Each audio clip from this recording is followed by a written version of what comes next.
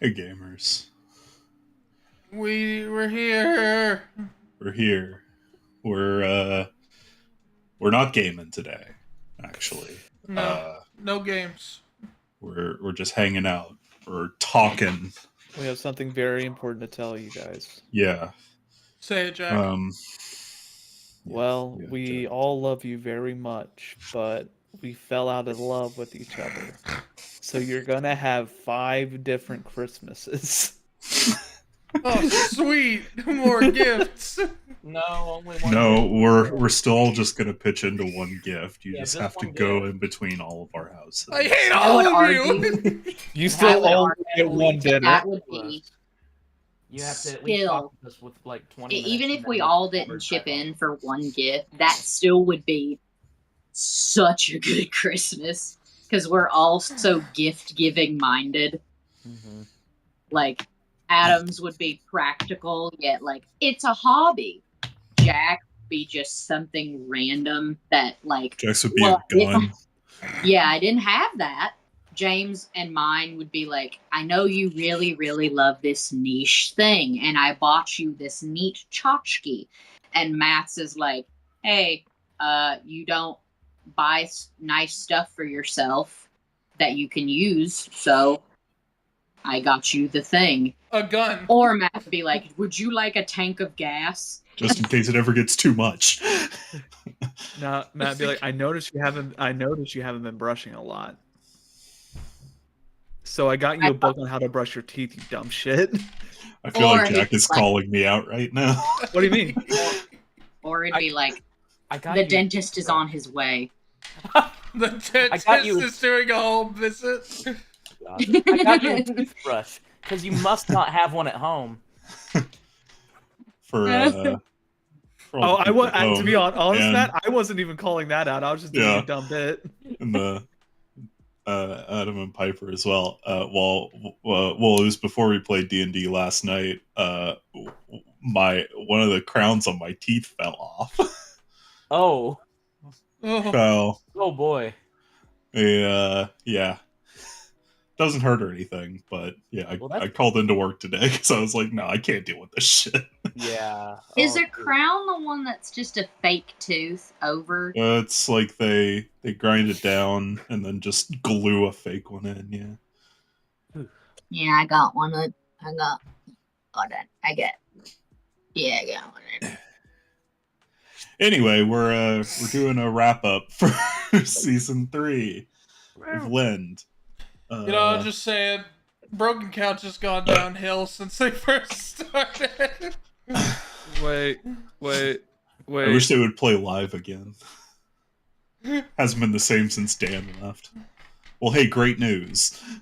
Dan's coming back. He's coming back for a long-term campaign. Yep. Woo.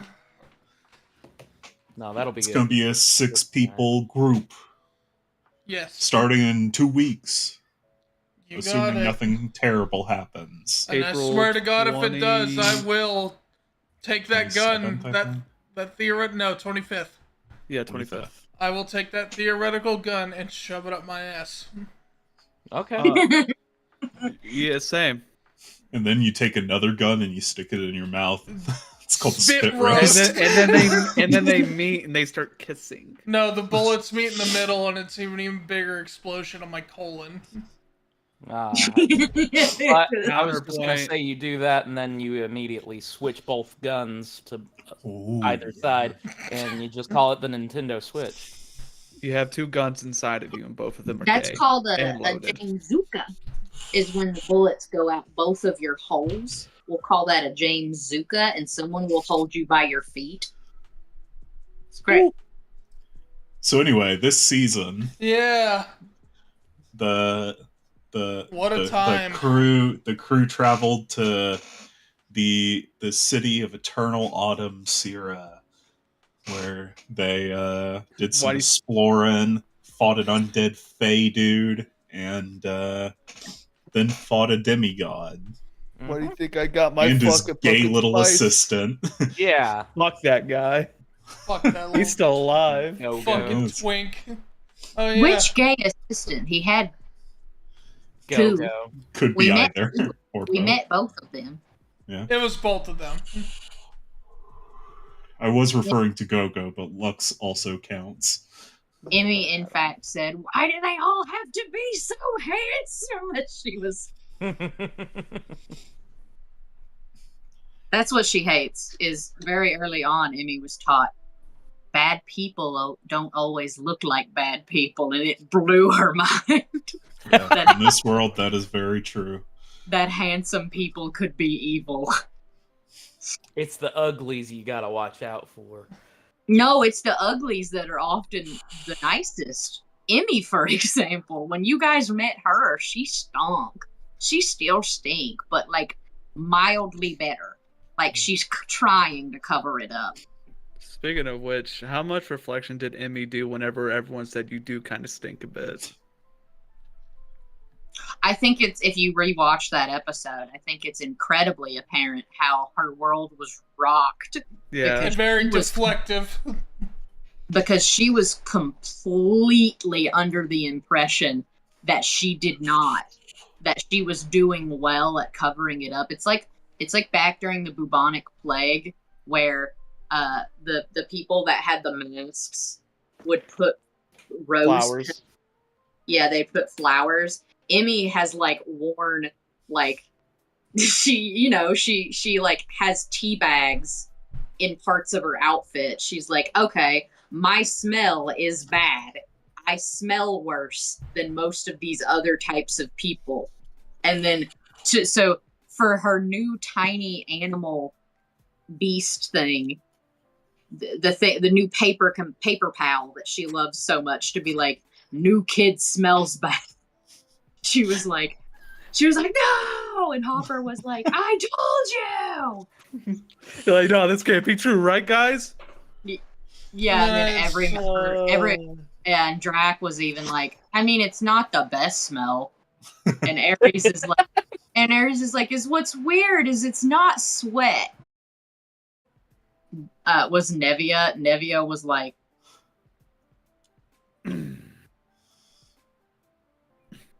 I'm thinking it.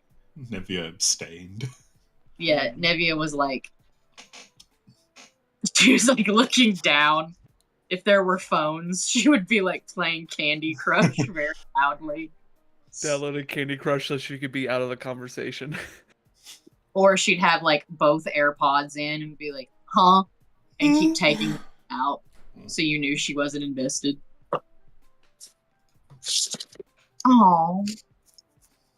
But yeah, is there anything we specifically want to go over or anyone want to bring up during the session or season 3 of Lend?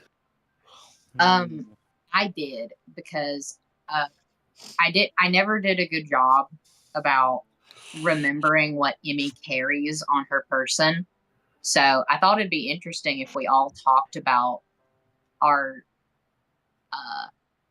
collective inventories that each character has. Like, Okay. just like here's an itemized list of what's in. It's like, Kelfor, run your pockets. All right. And he's like, gun, another gun, There's actually more daggers than guns, I found out. dagger.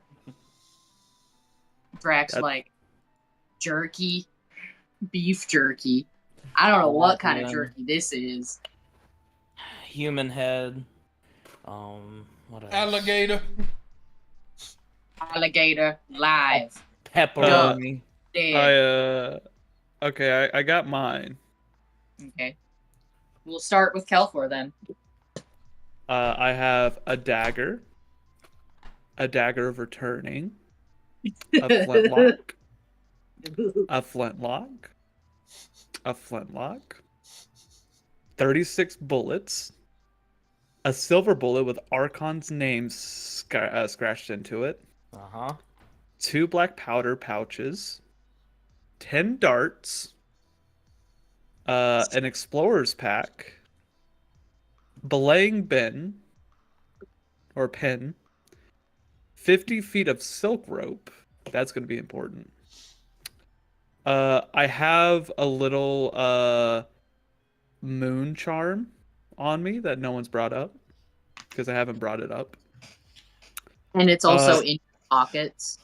Is it also just in your pockets? It is just in my pocket. The Okay. the one I'm wearing on my thing is that garnet gemstone. Which has been brought. I thought you were insinuating that you were upset that Emmy hasn't like rifled through your pockets and been like, no. Well, the reason I gave it more description and didn't give it before is because this is just what's in my pocket, and it will have meaning later. Neat.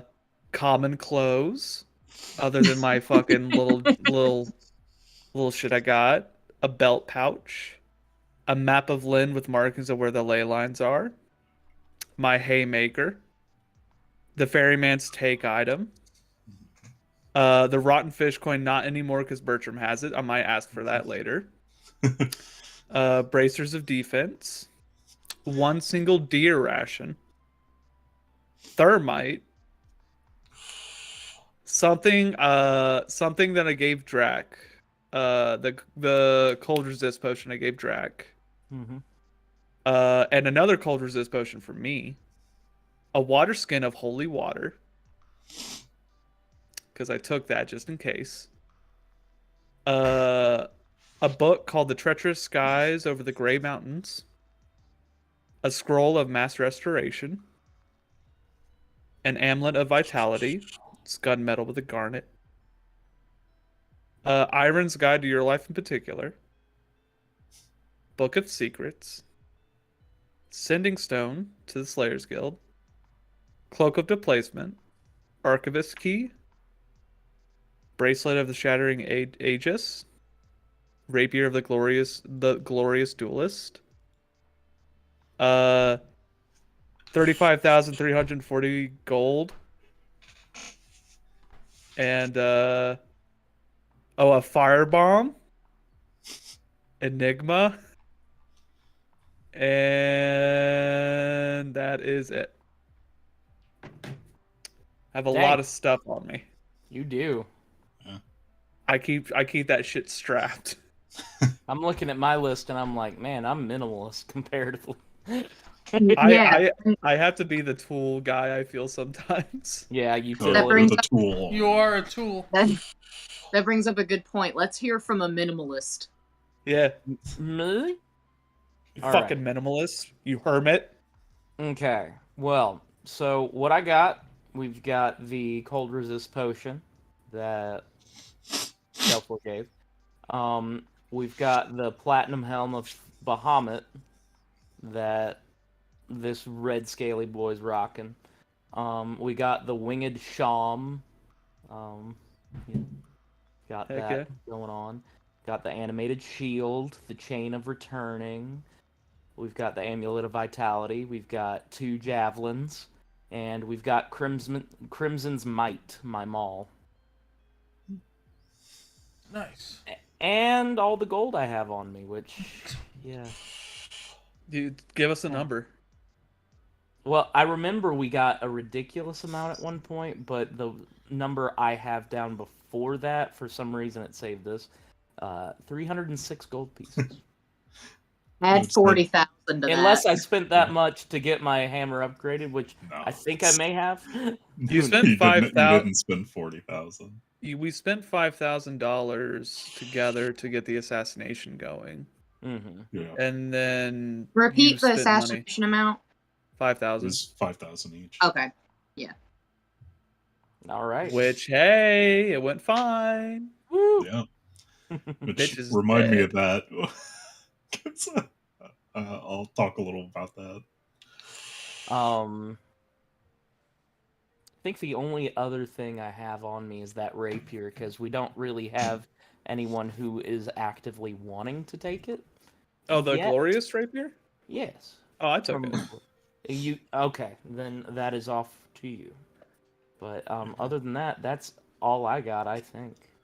If Noth and Emmy both have a lot of stuff, so I have 7 weapons on me at all times. Actually, no, 9. you're like Killer 9. Bee. I'm pretty sure I sold my earlier weapons because I kept going in debt. Yeah, I think you did. I'm like a hoarder. Fucking big spender. see. James, Alright, what who's you got? next? See, I've got 33,500 gold. Got my dancing longsword. Bracers of defense. My bracelet of harvest, which lets me do mage hand.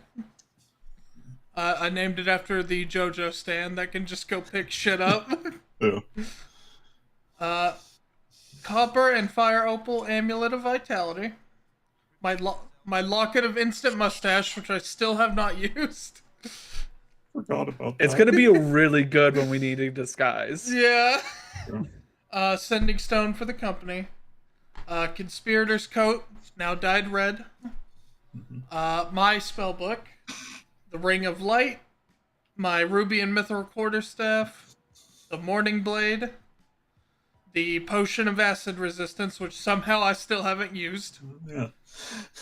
My potion of random race, which I'm waiting to use for something. Random what? Race. Raise. What does that do? Turns me into a Randomize random your race for an race. hour. Yeah. The riveting idol. Imagine you get turned into whatever Emmy is. That'd be funny. Moth person. Yeah, and then you're like, what's that smell? Oh, God. It's me. We all start pointing. Shit. Smell. Yeah. You're like, it's the race that smells this way? No, it just Lucy sounds probably racist. just smells like dust. Yeah, like chinchilla bath. Yeah. Hey, I just found these carboys. I got the fix-it brick. My personal books of fire magic and autumn. Bracelet of water breathing. Bullets and a flintlock. I think I have 20 bullets here. The flintlock. I still have Yssair's spellbook. I got a map with all of the ritual locations, the original copy. I have Mezitevo's journal. A staff with the symbol of Chimera that we discovered. Oh yeah. The Eye to the Past. The Broken Pocket Watch. The Foxfire Charm. And I think that's it. I like how James just got all the legendary items. I wanted to look for them. It's funny, yeah. You're the Well, one that Nick was you're the one that legendary as well. basically handed me the sword, though. Yeah. Alright. What's Emmy got? Okay. Bones. Funny you mentioned. So a lot of the stuff that the page automatically comes with when Emmy was first developed, they were like, yeah, obviously, you know, she's a child, so, you know, add what you will to what that is. So leather armor, too big. Her sickle scythe, who's very proud of. Her priest's pouch, which actually was handmade by Emmy when she learned to crochet. Her holy symbol. Her holy symbol is a drawing that Emmy hand drew of herself as a baby with Hopper resting beside her and Byra that she drew in. Byra is not originally in this actual photograph. It's unknown to Emmy who took the photo of her as a baby with Hopper, but she decided to draw Byra in it anyways. She assumes she was there. I think it's just a photo with a stick drawing in it. Yeah. but that's the thing is we've established that Emmy is very good at drawing, so it's likely a very large drawing. But a scroll case full of notes. They are diary entries from when Emmy was captured to currently. Her blankie.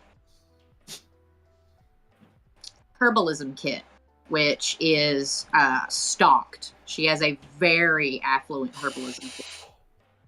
4 sets of teeth, 2 sets of human teeth, 1 set of tiefling teeth, 1 set of Goliath teeth, 3 empty vials. Yeah, 4 sets of teeth total is what I should have put there. They're not complete sets. Okay, I was going to say sets. Well, remember What's- that doctor? She fucking was like, "Ooh, dead people." Yeah, what's a better word than sets? Four Bro. species? Four collections. Yeah, four Yeah. collections of teeth. Okay, there we go. So yeah, so 2 sets of 2 different humans, 1 tiefling, 1 Goliath, all in vials. 3 empty vials, 2 blue feathers that for some reason Emmy was so fascinated having never seen a bird person in real life.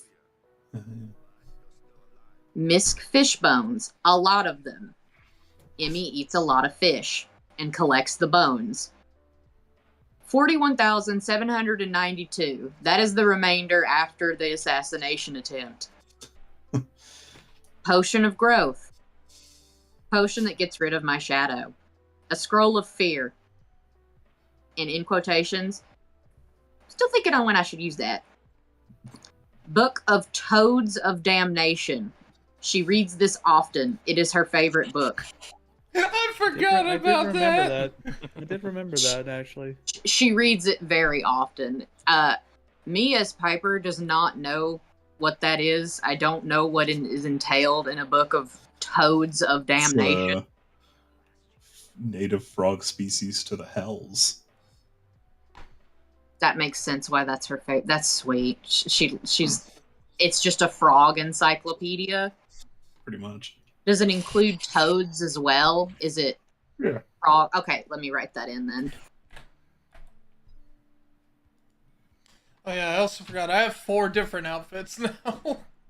It's true. Ivanhoth has changed his get up every season This is the And last one time. of those costume changes was with the sword. Just for a while. Would you No, like me I to? don't have the torn up shirt. I have fishnets now. Go ahead, Piper. It's got the Would you like- Shikamaru fit. Would you like me to continue? Yeah. Yeah. Fancy clothes with the sparkle emoji. Mezzativo's book. Manta ray cloak. These are out of order. I'm not really sure why. I don't know what I did to put them out of order. Deck of Illusions. She does not call it the Deck of Illusions. She calls it the Deck of Dads because each iteration comes out as a man version of whatever it is. I think because he got a. Slash ambiguous. It's Well, you had a masculine- Gorgon, and that was definitely female. Oh. Well, she called it dad. Like, she actively said dad to it Yeah. during. Hey, well, Gorgon could be a dad. Yeah, Deck of Dads. Hey. Her wind-up dagger. Amulet of Vitality. Ring of Water Walking. Magic Mending Needles. Chakram. This, and Emmy wrote beside it, obnoxious. Don't know what to do with this. And then It's a really good item. foldable pet. My new favorite thing is what Emmy wrote beside it. Death Shadow Amulet. She said, I hang it from my backpack. Morning Steel Candle. Frickin', she wrote, frickin' love this thing. Ring of Healer's Heroism. Ring of Soul Harvest. Wind Up Merchant. And then Emmy wrote, I kiss his head often. Bird of a Feather. She wrote, gift for that army man's daughter, my friend. And she says, question, and then it's like got like an asterisk as if she's like, that is what I will do with this. Every single book, tome, paper pad that the king had in his personal desk, it is all there. So even the empty sheets of paper or like the pens, they're in her bag. He's gonna be so pissed when he gets back. He's gonna be like, man, I can't wait to grab my note. Oh, what the fuck? Well, Oh, no. he can't access that anymore because you have the key to it. I can't wait Probably- till he kills my character and tries to get his notebook, and he'd be like, what the fuck? Yeah, exactly. We're all dead, but Hopper is still Ah! Yeah, he's like, ah, yes, the priceless photos of what? Wait a minute. I would like to Who find took it my funny shit? if Emmy and Cal4 had a little trip together and started copying all the personal photos, like drawing them, but didn't draw them exact and left like one or two details out that only the person who had the original images would notice, and just put it right back there. Emmy can draw. It is canon that she can draw photorealism. Same. So that is hilarious. Drawing the Mona Lisa, but like with cross eyes. That's hilarious. You're like, is that Yeah. how it's always looked? It's like, no, it didn't. Come on. I always get my nose too big. They just can't get my Yeah, nose right. I didn't know that the notes was a thing. So like Emmy writes notes alongside items in her backpack. And then personality traits, never filled that out. You Ideals. don't really need to. Ideals, not in there. What else? Bonds, I accidentally typed like while my phone screen was on, so it just says I'm gonna take a look at book. Ah. I never changed it. That's it. I never want to change it because I can't remember what Emmy's a lot like what's it called where it's like your neutral, your lawful Alignment? good. Your Your alignment. alignment. Matt and I created her alignment when I first thought of a baby that was super into the Grim Reaper, that like thought the Grim Reaper was his mom. That was when we created the alignment, because me also had a character that was like a skull man that I really liked. And we created the alignment then. I don't think I ever wrote it down, so I would have to think about what Emmy's technical I think we discussed that she'd be true neutral, just because that's the nature alignment. And it also makes sense. I just want to point out that the useless chakram that Emmy has, I'm going to read its description. She doesn't. She didn't write it was useless. She wrote. She said, "Hold on, let me scroll up. This is a very big backpack. Sorry, this is a very big frog that she has.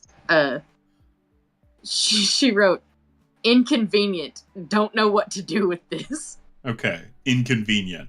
+2 to attack and damage. Mm-hmm. While whenever you hit, using it. Yeah. That is okay. Whenever you hit a ranged attack, roll a d8 and add a d8 of extra damage type from a random element to the attack, and it is a returning chakram, so it will go back to her hand when she throws it. And once per day, she can cast a 6th level moonbeam with it. Dang. Emmy didn't read when it was handed to her. She was definitely like, she was like putting the necklace and the rings on and was like, I'm gonna be the prettiest girl at the party. This really gives me one of the better past items. And then she was handed this beautiful shotgun, and she's like, "This is a big ass fucking pizza cutter." Like, sick. Which gives me the same feeling of my other character in the fantasy campaign, Fritz, who probably has a Holy Avenger or a Flame Tug on his side, but he doesn't use it because he's like, I mean, I got this bow and this other sword. I'm better range, you know. Yeah. I also think it's because Emmy I kind of headcanoned that the reason she's like, oh cool, a throwable thing for my so great average on aiming at stuff. Sick. Because every time that she has casted Guiding Bolt or shot a gun, she has missed, except for once because she was at advantage with Guiding Bolt one time. So yeah, that's why she's not super stoked about a throwable thing. Well, you should get Fairy Fire then. Yeah, she for a long time was like, I wonder if Tinkerbell can, like, put it on my scythe. I don't know how he'd do it, but I'd love it if he could.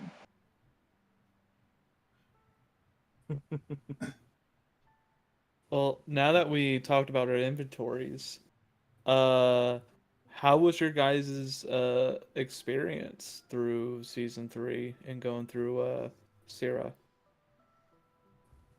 Started off by killing giants, and then we had existential nightmares around halfway through, so.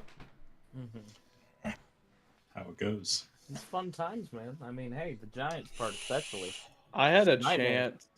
I had a chance to kidnap a royal family member,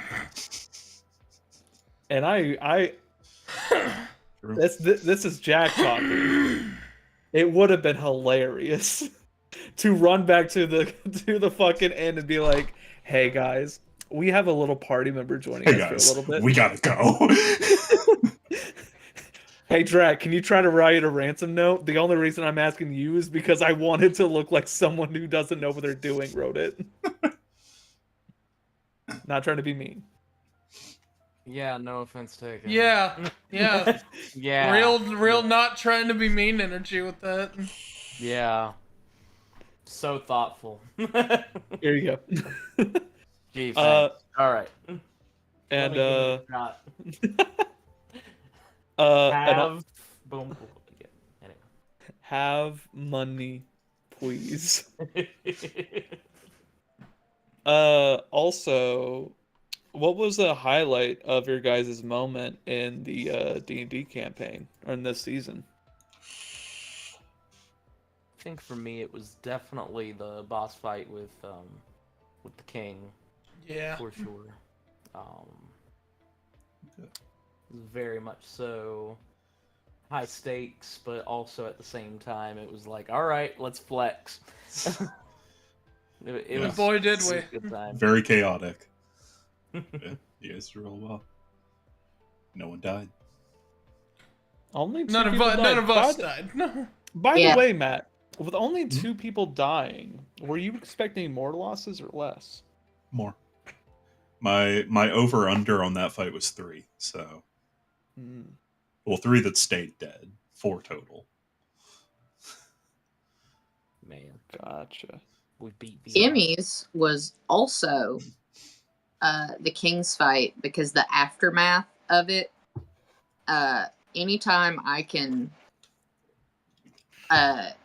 do something with a character that shows that they aren't just a funny hoo-ha character, because those are the characters I write, because I myself am a funny hoo-ha person, but I am also capable of deeper thought. So I love being able to, the aftermath of Emmy, immediately getting to work as a grave preparer, but then the utter wretched feeling that she had and expressed outwardly to this immortal being that so, in her eyes, distastefully was like, sorry guys, let me just pops her head back on while Lala is obviously mourning someone she probably viewed as family. That's the only person that Emmy probably would be close with. So she would understand that pain. She would think that it was incredibly distasteful that her team didn't move the body or explain to everyone, like, hey, it's okay. She'll come back. They'll come back. Like, if anything, they'll put themselves not in the weapon that will most definitely kill them, but like they'll do more in ways of protection. And they didn't do that. They just lived. They acted as if they are human, which they are not. Which, or as if they are a being like us. They don't value life, because if they did, they would let it run its cycle, is Emmy's view. And that's why when she was very confused when they were like, when she was like making the body presentable, that they were like, just give it time, because she was like, I'm She excited was for like, you to learn more about Seraph. yeah, no, she's not a fan. It was She does. hilarious, the complete tension that Yeah. arose from that. We're like, yeah, no, I guess you can fucking join us. Yeah, it's fine. Yeah, well, also, I know how awful it is to play with someone whose character is just openly being an asshole, but that's how Emmy would act towards Oh, yeah, for someone sure. who. I mean, my character's always an asshole. I thought it was. Yeah. To be clear, I thought it was funny. The Yeah. whole time, I'm like, damn, Emmy is these other three hateful can tell right you now. I love playing asshole characters. Yep. Yeah. It's as okay, long because you always Reardon was get, the most insufferable son of a You- bitch. always Loved him get to your death. comeuppance. But man. Yeah.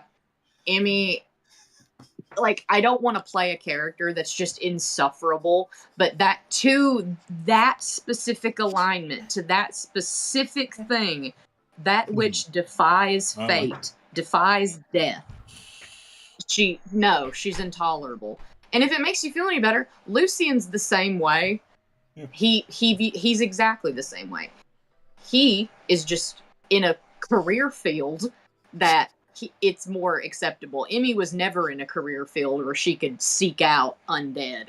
She was brought dead, and she thanked them for their part in the cycle. She let them know that what was to come was just as good as what they had. There is no suffering now. It is rest. And that's what she was wanting to express to these people that were mourning. But she did one, did two, and then the third was like, Oh, no, I'm good. no, I'm fine. Oh, we're okay. Do you not? Oh, the others don't. They can't do that? she did. Seraph and the other White Ashes do know that other people can't come back to life. Yeah. Seraph is the only one immortal in that group. For now. I think if Emmy was put in the situation like Jarrus is like, today I'm having each member of that party pair up with one member that I think would be best suited, and they will go out on a scouting mission. Emmy would be like, no, as everybody's getting paired. I mean, objectively, Emmy and Seraph would not be paired together because, like, having a cleric with an immortal person is kind of counterintuitive. Yeah. But just for the sake of tension and I would absolutely put you two together. You did this Really on bagging purpose. that knife. You did this on purpose. It wasn't an accident. Yeah, Emmy. I mean, she wouldn't forcibly be a detriment. Like, she wouldn't be sabotaging Seraph. Slowly She would- draining her immortality away. Oh no. No, you would just ignore her. You straight up ignored her at every turn. Yeah. That's the thing is, I know you guys as people would be like, yeah, but your characters would be like, dissociate. Emmy, we need you to dissociate. Put yourself in the mindset that she's not there. Mm-hmm. Just do what needs to be done to save a lot of people so that they can live their life, love their life, and die happy. And Emmy would be like, she's like shaking like a chihuahua that's being put on the countertop. And it's just like, she probably actually would,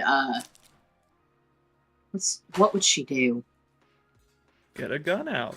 Is Sarah, what's Sarah's physical description? Seraph? Hold on, I can send a... What can she, what basically I'm asking, what can she lift? Like, I mean, she's a fighter. She's pretty strong. So. Emmy,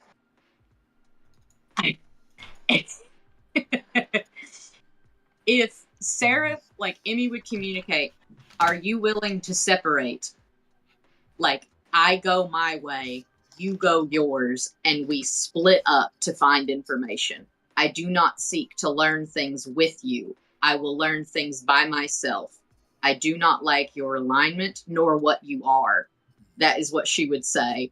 And if Seraph's like, no, we have to work together, Emmy would be like, all right. And then she would assess what she is. She is immortal. She will not stay dead long. So if Emmy manages to incapacitate her so that she doesn't have to work alongside, Fired then she immediately, by the way.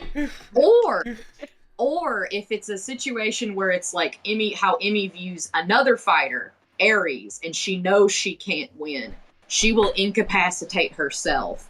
She will deafen and blind, or put herself into a critical state. So she's injured. She can't join Sarah. That is what she would do if she was paired. She would make Sarah carry her if she so badly wants to be in a partnership. Sure. Huh. I sent That's her why- reference. That's why it already would be the in map no that you one's got. best interest to put Emmy with an immortal. Other than Byra. I don't know. The only immortal in my life is Byra. Every other mortal could eat shit and die. Yeah.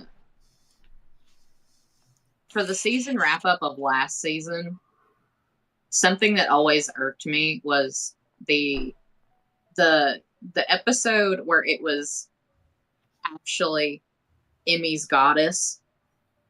Our camera took a shit, and I never got to say all the neat stuff, like saying, "Oh, well, actually, Byra isn't, of course, Emmy's actual mom. She is not a child of a god. Yeah. Emmy is not Nasamar. Yeah, she is a champion of Byra. She is like, go out and do what I would do." Adopted. Type of creature. Adopted. Yes, that is absolutely what Emmy thinks. Yeah. Not sure if I have a distinct favorite part in the season. It would probably be the stuff surrounding Aranor, just because that's the stuff I put the most thought into, and I thought it turned out well enough. There are a couple things that I just forgot to mention, just like fun little lore stuff, like the name of the planet is Aran, and it's named after him. Self-conceited prick. Well, actually, the people that he ruled over when he was king, Yeah. because he like formed society, and so whenever the common tongue was being created, they named it after him. So, Intriguing. so yeah, technically, the name Aranor would mean something akin to like man from Earth or something like that. The Aranor fight was definitely the biggest highlight, but I also did like the Oz fight. The little mist Animancer, or the Evoker, I mean. Yeah. Fight. Because it was real nice to see a fucking Irish guy An with high Irish heels. femboy twink. with high heels, just And a unicorn horn. and a unicorn horn. Get dead. Re-dead.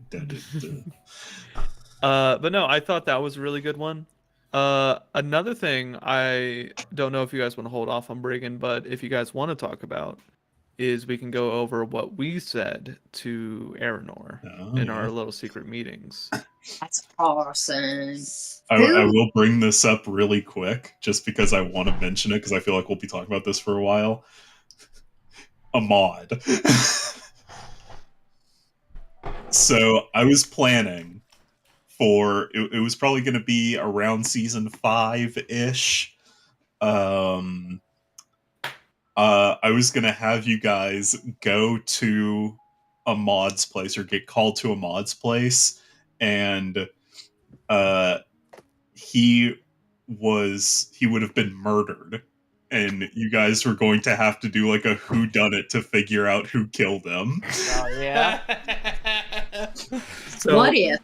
did we And What set if- since that we're up? already here, What since if that can't happen anymore, What if Ryan we still Ryan get would have killed called him. to it? But then us. No, in we the would have sky said that have- immediately, though. Yeah. Because I straight Yeah, up what told her, hey, you don't have to be shackled. And she's like, yeah. Yeah, no, I think it was you and I both, and I rolled nat 20 on something, Yeah. or nat Yeah. 1. I don't Like, know. but all the other employees would have been like defending her, like even to the point where like oh my god, I just lost his name. The butler would have like been like, I did it to like protect her so she could like be free and stuff. So yeah. Can I just say it's But hilarious. I thought it was fun because you know, it was a fun little thing. You guys actively took part in doing it.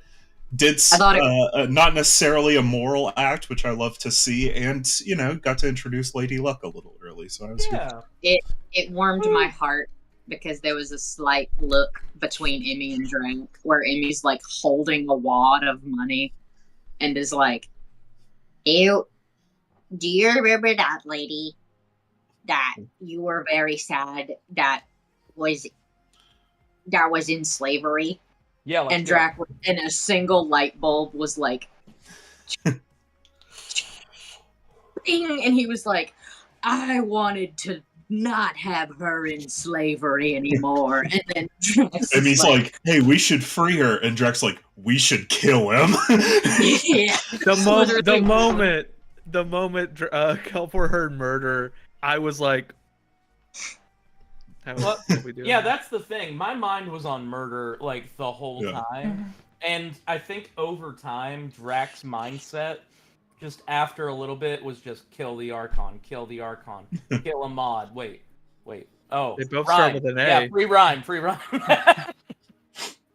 Every character in the series with an A name is a mortal enemy to Drac. Aranor, Ahmad, Aranor, Ahmad, Archon. Which is just his title. He has a real name, but Who else? he hasn't learned it yet. So Who else has A names, huh? let's see. Azure. Yeah, sure. It was our first big enemy. Olimir. He Alamir. wasn't an enemy, But though. Alamir came around whenever he Alamir lost his convinced. stone. He I was don't like, trust Yeah. this guy now. After learning A. how do you feel around asexuals, aromantics then, Drac? Why are they sexual to the letter A?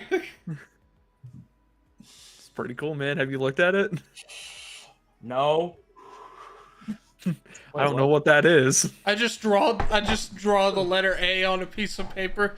What is this? It's a pyramid. Oh! Oh! Yeah, no, I just draw a triangle without the bottom and then put a line through the middle. It's just a pyramid.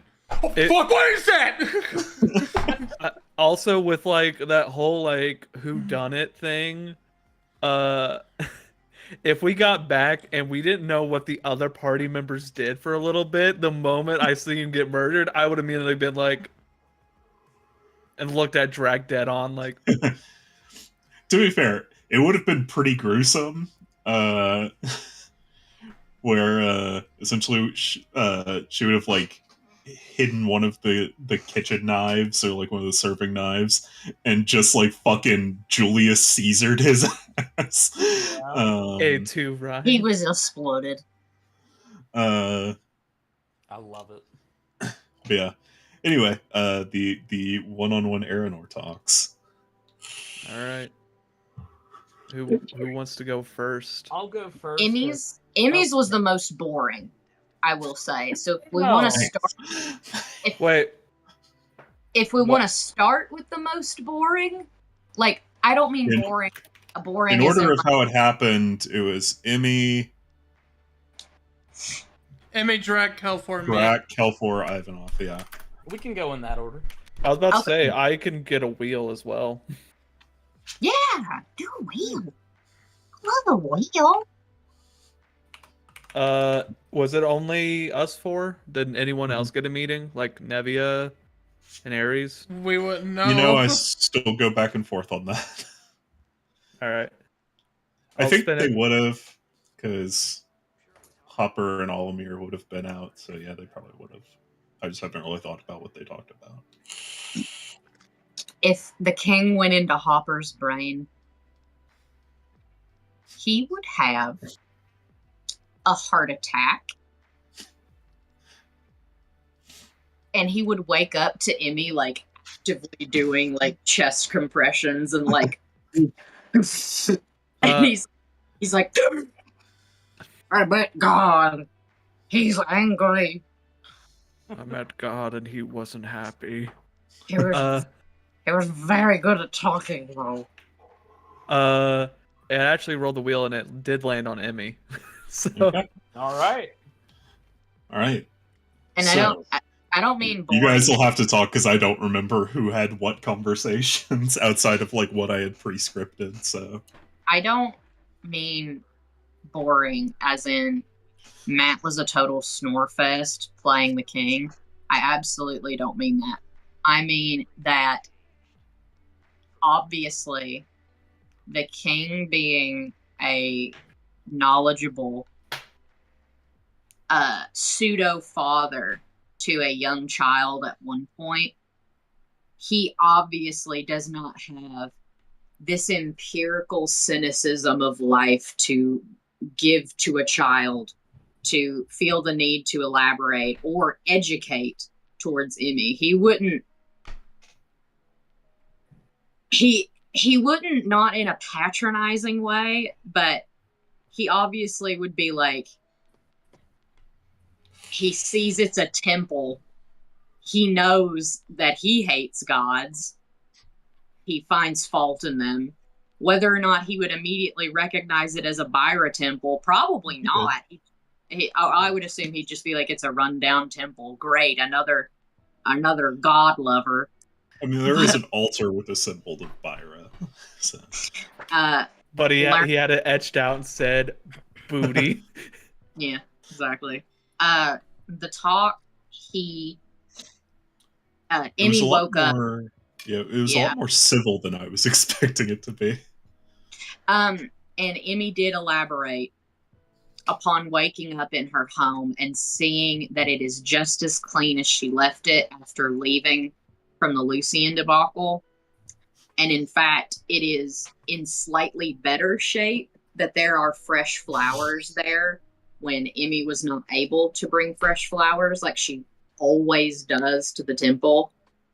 She goes so far as to let them die and they stay until they turn to petals, in which she uses them later. That's her favorite part, actually. She loves that they wilt. But there were loads of flowers. The flowers associated with Byra, which are her blood roses. Fresh, beautiful. And I think Matt sort of implied that the king had done it because he elaborated to me. He was like, she was one of the few that, you know, it wasn't a "where are you, God" answer. Byra, while she didn't offer any comfort, as in, it'll all be over soon, or stay tough, you'll outlast it, or fight, Byra walked along. You know, it was she's there. That was the comfort that she could offer the king during the cataclysm that he lived through, is Byra walked hand in hand with the men that were left on the earth. She didn't offer them any peace or brevity of it, but she was there.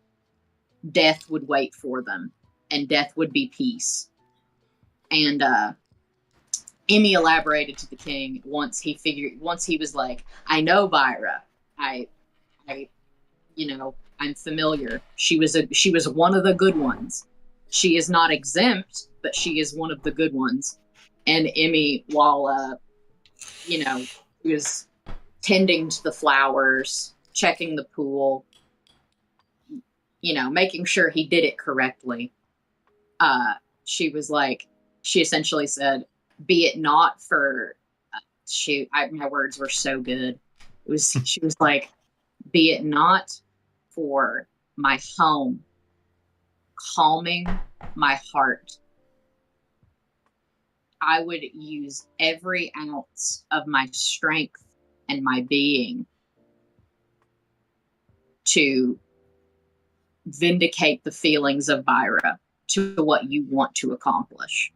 And while you think, oh, well, I said she was one of the good ones, that doesn't matter. You seek to do my world harm. You seek to do the worst thing, which is disrespect the cycle of life, which the gods are a part of, which Byra is. And the king even said, I wrote that down in notes, that he was like, you are very well worded for being, he was like, you are very well worded for how I've seen you interact, typically. And then that was it. She was like, you should leave. You should get like, out. I could read through the stuff I had scripted for each of them if you guys want. Go right ahead. Yeah. These are all lines from the king. In my time, your Byra was called by a different name, Aftitima, she who honors. Even as our world collapsed around us, when most of the gods had turned away, she still walked among us for as long as she could. She offered aid to the wounded and rites to the dead. And when we were all gone, when the world was empty and the gods created new life that became your world, Byra created a life in our image, humans. I know not if it was as a grave marker or the seeds to grow in a new spring for us, but my people loved flowers. I'm not sure if they appreciate the garden Byra built on their graveyard, but I certainly do. It pains me that a soul like hers had to be grouped in with those heartless despots, that she won't get to see the garden I will create. But you know her teachings all too well. The great wheel must continue turning. The cycle of life and death is a part of nature. That is the decree of the gods themselves. And yet they are exempt from life and death. Why shouldn't they follow the rules they set? It is a tragedy that mortal kind has to pay the price for sins they didn't commit to be reborn. But the trees have never sinned, yet they must wilt and die for their seeds to grow and prosper. Your people have only known boundless summer, but winter must always come, mustn't it? Yeah. And I think it was the line specifically of, well, he probably didn't mean it as a threat. She won't get to see the garden that I will plant. That was the, you should leave. You will not threaten me. He didn't mean it as a threat. I mean, he knew that you knew that he wanted to kill the gods. So he's like, yeah, I mean, not changing my mind just because I'm talking with you, you know?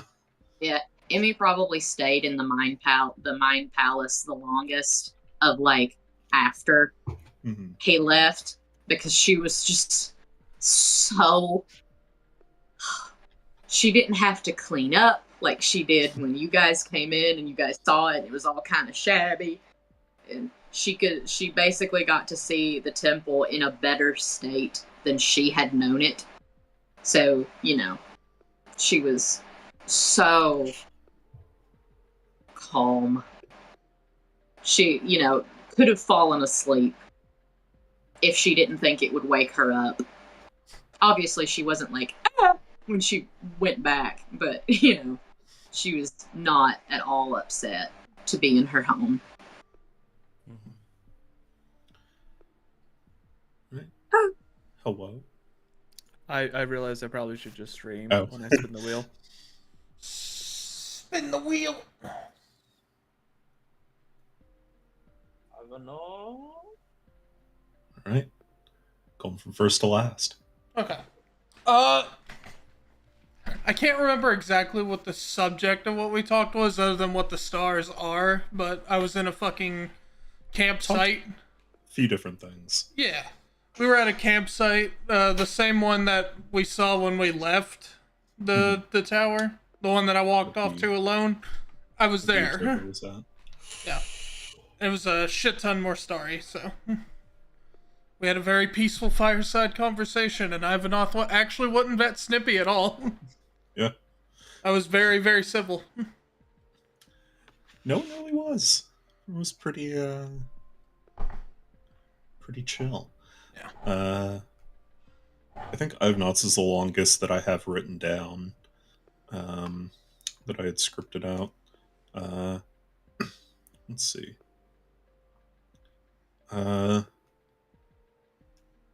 We didn't cover this exactly, but I had it as kind of a talking point. But you study evocation. May I ask you for your perspective? What is magic? What are its uses? I once knew a young woman from a town of mages. She wielded powerful magics, but she was ill and frail. Her body couldn't handle the raw arcane energy coursing within it. Casting even simple spells would break her bones or make her violently ill. So they gave up on her, shunned her for what she was born with and had no ability to change. And so she left. And that's where I met her. Fortunately, my magics were able to help her to reinforce her body so that she could bear the weight of her gift. From there, I trained her in the arcane arts. She was a prodigy, especially in evocation. She was so clever, so determined, but she was never able to understand the importance of what you just said. Evocation is a cycle. Destruction is only the beginning, but the wheel keeps turning. What she didn't see was that burning doesn't destroy, it only reverts things back to their most basic periodic elements. She never saw that those very elements are the catalyst for new life to grow strong. Do you know why the universal symbol for evocation is a triangle? It's a symbol for harmony, destruction and creation leaning on and reinforcing each other. They are just opposite turns of the same wheel. You cannot destroy what hasn't been created, and you cannot build without the remains of what is now gone. What is destroyed becomes nourishment. So what is birthed next from the ashes is stronger because of it. She can never understand that. All she saw was the pitiless flame of judgment, meant to incinerate the unjust. She never paid any mind to the sprouts that emerged from the scorched earth. And it cost her everything in the end. If she saw what she was capable of, then those brilliant blue flames could have been a beacon unto the morrow. Destruction is a frightening prospect, but it's never permanent. What is created after is eternal, always built on what came before and becoming kindling for what comes next, until eventually, no more destruction is needed, the cycle can end, and the world can finally rest in no peace forevermore. Thank you for talking with me. I wish we could speak more. Who knows? Maybe we can someday. So yeah, we talked about what magic means, and that is, I've had a idea in my head for when we go to Arteria that it's going to be a very, very big plot point for me. Yeah. Because like it. Ivanov doesn't say it out loud, but he is not very pleased with how they teach people magic and what it's for. Yeah. Obviously, Aranor knows Praxton. They've talked before. Yeah, So. you guys did talk about Praxton a bit. That was the first time on camera that I've confirmed he's my dad, but none of y'all were there to hear it, so. And it got confirmed like 2 episodes later, so it worked out. Yeah. Well, I did that on purpose because I still wasn't sure if I was going to reveal that or not. Mm-hmm. And then, figured out that his daughter was Eileen, and I was like, oh, that's sad. Too bad she kind of sucked. He did admit it. It's like, hey. Like, yeah, she kind of sucked. Sorry. I mean, those blue flames are cool, but fuck. So, and then started like talking about the stars, and he was explaining how every star is just a soul that's moved on. Yeah. And I snuck a Kingdom Hearts reference in there and said that every star up there's another world. You should have Yeah. just been like, "Don't worry, guy. The baby that's in my party is gonna go into your daughter's room and just take whatever she wants. Like her toys and her pet. Yeah, take a bunch of her shit." But yeah, I don't remember if we discussed it outside of that, but kind of the cycle for the afterlife in this world. I can't remember if we've actually discussed I mean, that. we talked about how they're recycled for the next world. Yeah. Mm-hmm. I remember in my conversation with Aaronor, we talked about it. Yeah, but basically how when someone dies, if they follow a god, then they, depending on the god, will go to the divine realm of that god, where they will live for a time and then return to the Sea of Stars, which is the sort of the Mako stream, the life stream, and there they can see the other souls of the dead that are still there. It's see loved ones and whatnot, and then in the sea they are washed clean of their identity and their beliefs and their sins and their good deeds and everything, and just made into a pure soul again, and then return to the world as a new person, reincarnated. And so the sort of belief of that spreading to the just like, oh yeah, look up at the sky, all of those are the souls of the dead waiting to return. And then Ivanov taking the more optimistic approach of, oh no, those, and kind of scientific approach of, no, those are other worlds with other people and other stories and stuff. So Yep. I liked that part.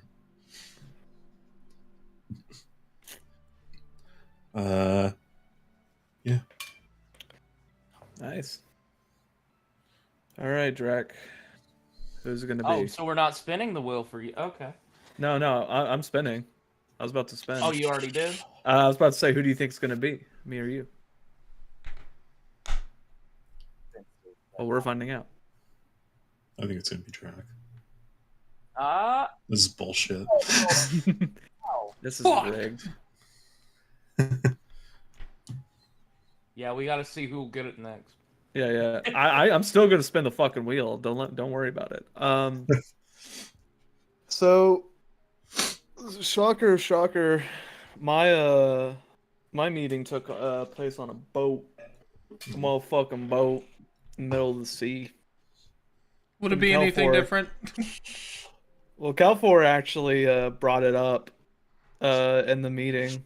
Kind of said it's funny how everyone always thinks that I would enjoy being on a boat in the middle of the sea, in the middle of nowhere, isolated, away from land and everything. So I started punching shit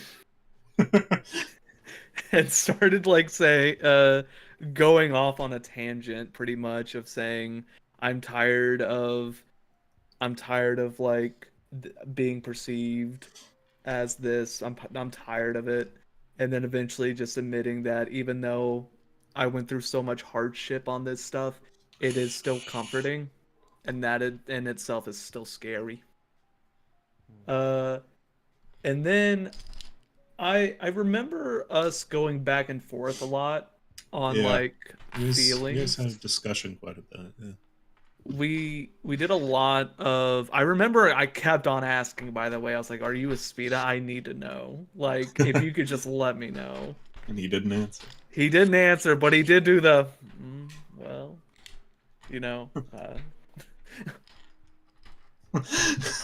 I would then- hope he had a sense of humor. I would. God, I just.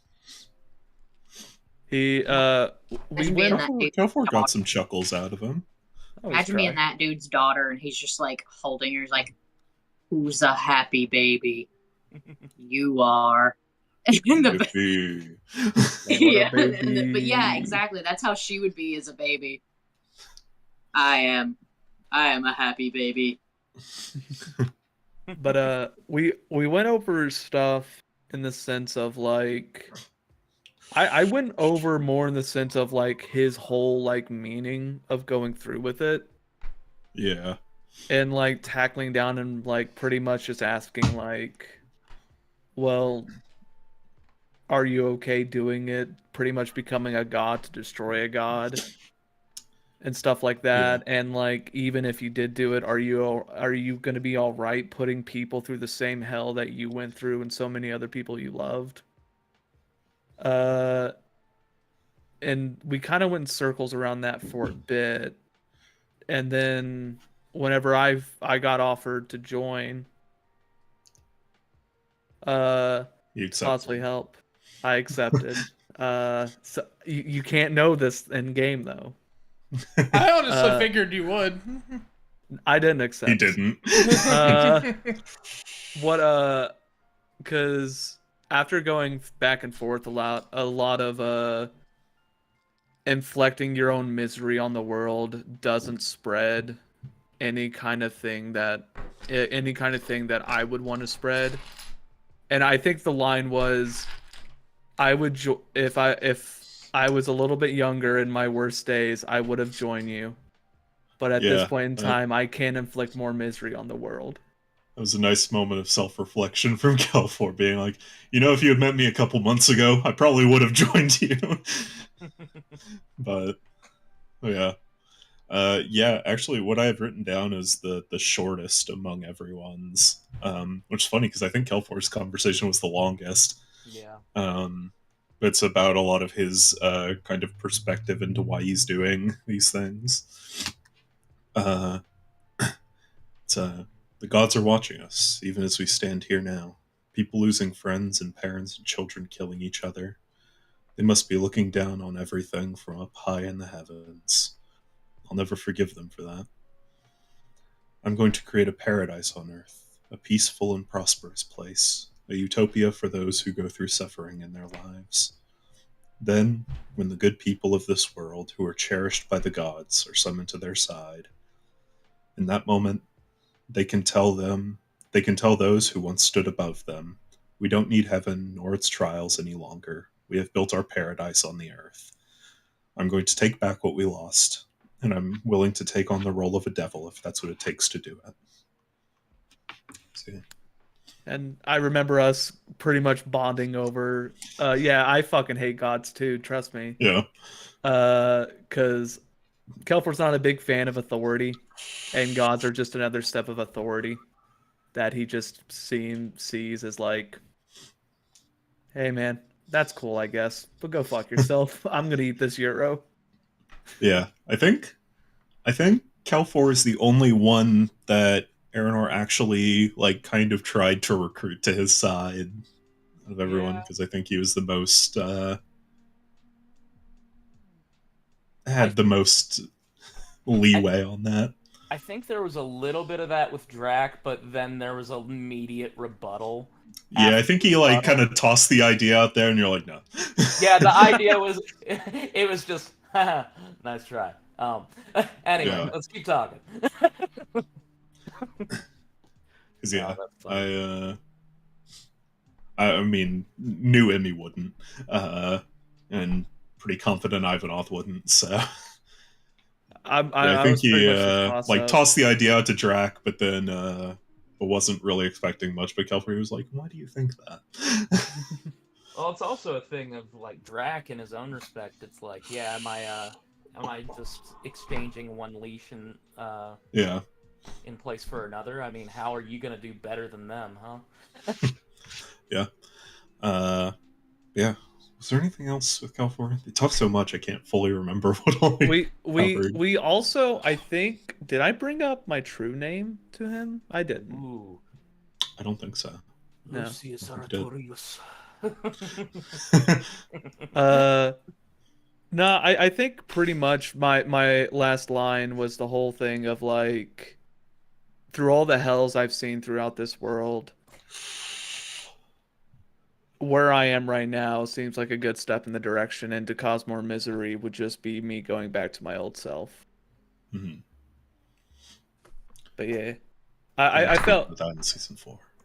yeah. Well, we don't have to. But yeah, let's Oh, go we ahead and spin do. the wheel. Spin the wheel. Yeah. Who's it gonna be? All right. Who's it gonna whoever- be? That's a I'm lot of betting on blue. Ivanov. That's a lot of blue on Jack's face. All right. Marvelous. All right, we're good. Never would have guessed that. I didn't. I see. I'm really bad at gambling. Matt, do you have the initial line for that conversation? I feel Not like the initial line. I think yours came up closer to the end. So I don't Yeah. remember how the conversation started. I'm pretty sure the conversation started for everyone who was not there. It started up on a hilltop overlooking Tarj in the nice untouched days, and Which was the same place that Drac and Sayo had their date. Yep, same tree and all. Yeah. And then Aeronor called up, like, "Hey, I found your dead bitch." I found this. Now, luckily, he didn't pull anything like that. Otherwise, he would have died early. Anyway. Otherwise, the conversation over. Otherwise, you know who else? Anyway. Sayo. Anyway. Essentially, the conversation, I think, kind of took a little bit of a turn to just kind of how he was going about things, and then it kind of switched over to what happened with the Archon and just things like that. And it's like, I think we talked a little bit about like the Archon and what he did and like that. I'm not exactly sure, but I know the main meat of what we talked about was essentially just like, the gods, essentially, it's this constant cycle, and I intend to break it. And there's part of Drac that was like, I mean, Go off, I get it. I see where you're coming from. But how are you gonna be better than them? How are you gonna be the best? Yeah, I mean, what kind of monster would kill the master to free the slave? Am I right, guys? Oh, good point. Yeah, well, you know what? You didn't take over Ryan's life. You're like, all right. That's a good Master, point. Yeah, no, run. it Sure. really Run, is one of those run, things where run. it's just like, we've been saved. No, you haven't. I would say Oh, under new management. contraire. New management. I would just say under new management. It was genuinely just one of those things where it's like, we'll just be exchanging multiple gods for just you. Mhm. And while I agree with you in a lot of respects, I feel like all of us should chart our own path and not have the meddlings of gods, enter our life. We all should have our own fair shake. Who are you to judge? Yeah, it is funny because very valid approach to it. It's funny because he, across every conversation and the ones with all of you, he's like, "No, I don't want to be a god. I don't want to. I want to kill them and then just like fucking leave." Yeah. Like just rest, just fucking retire and hopefully figure out how I can fucking die so I can see the people I loved again. And I don't know if I said this during that, but essentially it's just like, do you think you just get to leave after you do something so substantial like that? You're staying with us. Not as management. You're joining the party. Welcome to Crimson Mayhem. I think eventually the conversation took a little bit of a turn to dragons. And yeah, you guys did talk about the lineage of dragons and stuff, yeah. And I think he was like, do you want to know about your parents? And I'm like, you know what? No. No, I don't. And then I looked in the seeing eye later because You're I'm like, like, you know "Oh, what? fuck." Maybe I am a bit curious. To be That fair, would've- you didn't get too much more from the Eye to the Pass than you did from Aranor, so Yeah, no, That would have been he told me like such a big dick move. yeah. Actually, no, it wouldn't have for Emmy. Because Yeah, I think the only thing new outside of like just general history of dragons that Drac learned is that his father was the dragon, and that's about it. that was all. That was really about it. And Spoilers. um, whole, like seeing through the eye thing, it's just sort of like, well, okay. yeah. Yeah. Did you have a question, James? No, I said spoiler. It's not a spoiler anymore. I know. Drac learned I already said it. it. Spoiler. Guys, I think my Um, dad's a dragon. What? No. No. Hey guys, I don't My know what dad's happened. a dragon. You know how they put sugar and spice in there? They just put a whole lot of angst and Eggs. rage. Yeah, I didn't quite want to reveal yet that Drac's father is just Praxton again. That would be fucking funny. Brothers. Is that you? Is that why you guys Um, beat the shit out of each other? Yes. But also, Drac did see that when he looked into the eye that his father was a red dragon. No surprise there. So different from the gold dragon that Praxton is, and the fact that Praxton's dragonborn, not a Yeah, dragon. I know. Yeah, I had written for Drac. I spoke with Olimir during your tryst to my home. He told me that Targe was where you grew up. You have my condolences. The people who died, the homes that were burned, the memories that are now painted bittersweet. I wish I could say that pain fades, but that would make me quite the hypocrite, wouldn't it? I don't remember the voices or mannerisms of my loved ones anymore. That's the worst part for me. The fallibility of human memory. After all this time, I'm not even sure what actually happened, and what was once a stray thought now made dogma in my mind. But the feelings are real. The love I held for them burns as bright now as it did when I still traveled with them, before the final days of our world. You're lucky to have such people now. Be sure to cherish them. The future is never kind to the righteous. I'm glad we could have this chat. Of course, things will move quickly once this quiet dream ends, so enjoy the brief respite and steel yourself. This clash of ideals is likely to turn fatal, such as the human experience.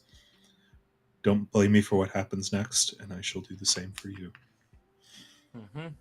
And I think during the you have a great group, definitely hold them dear. Like I think Drac did interject at one point and said, "I do," and yeah, no, it was very quiet throughout the rest of that kind of passing. Like, don't blame me for what I do next, and Yeah. I think all I did was like, okay, here we go. I think I also got that warning in my Yeah. conversation, and I totally forgot. I did shake hands with him He did. Yeah. Kelfor shook the king's hand.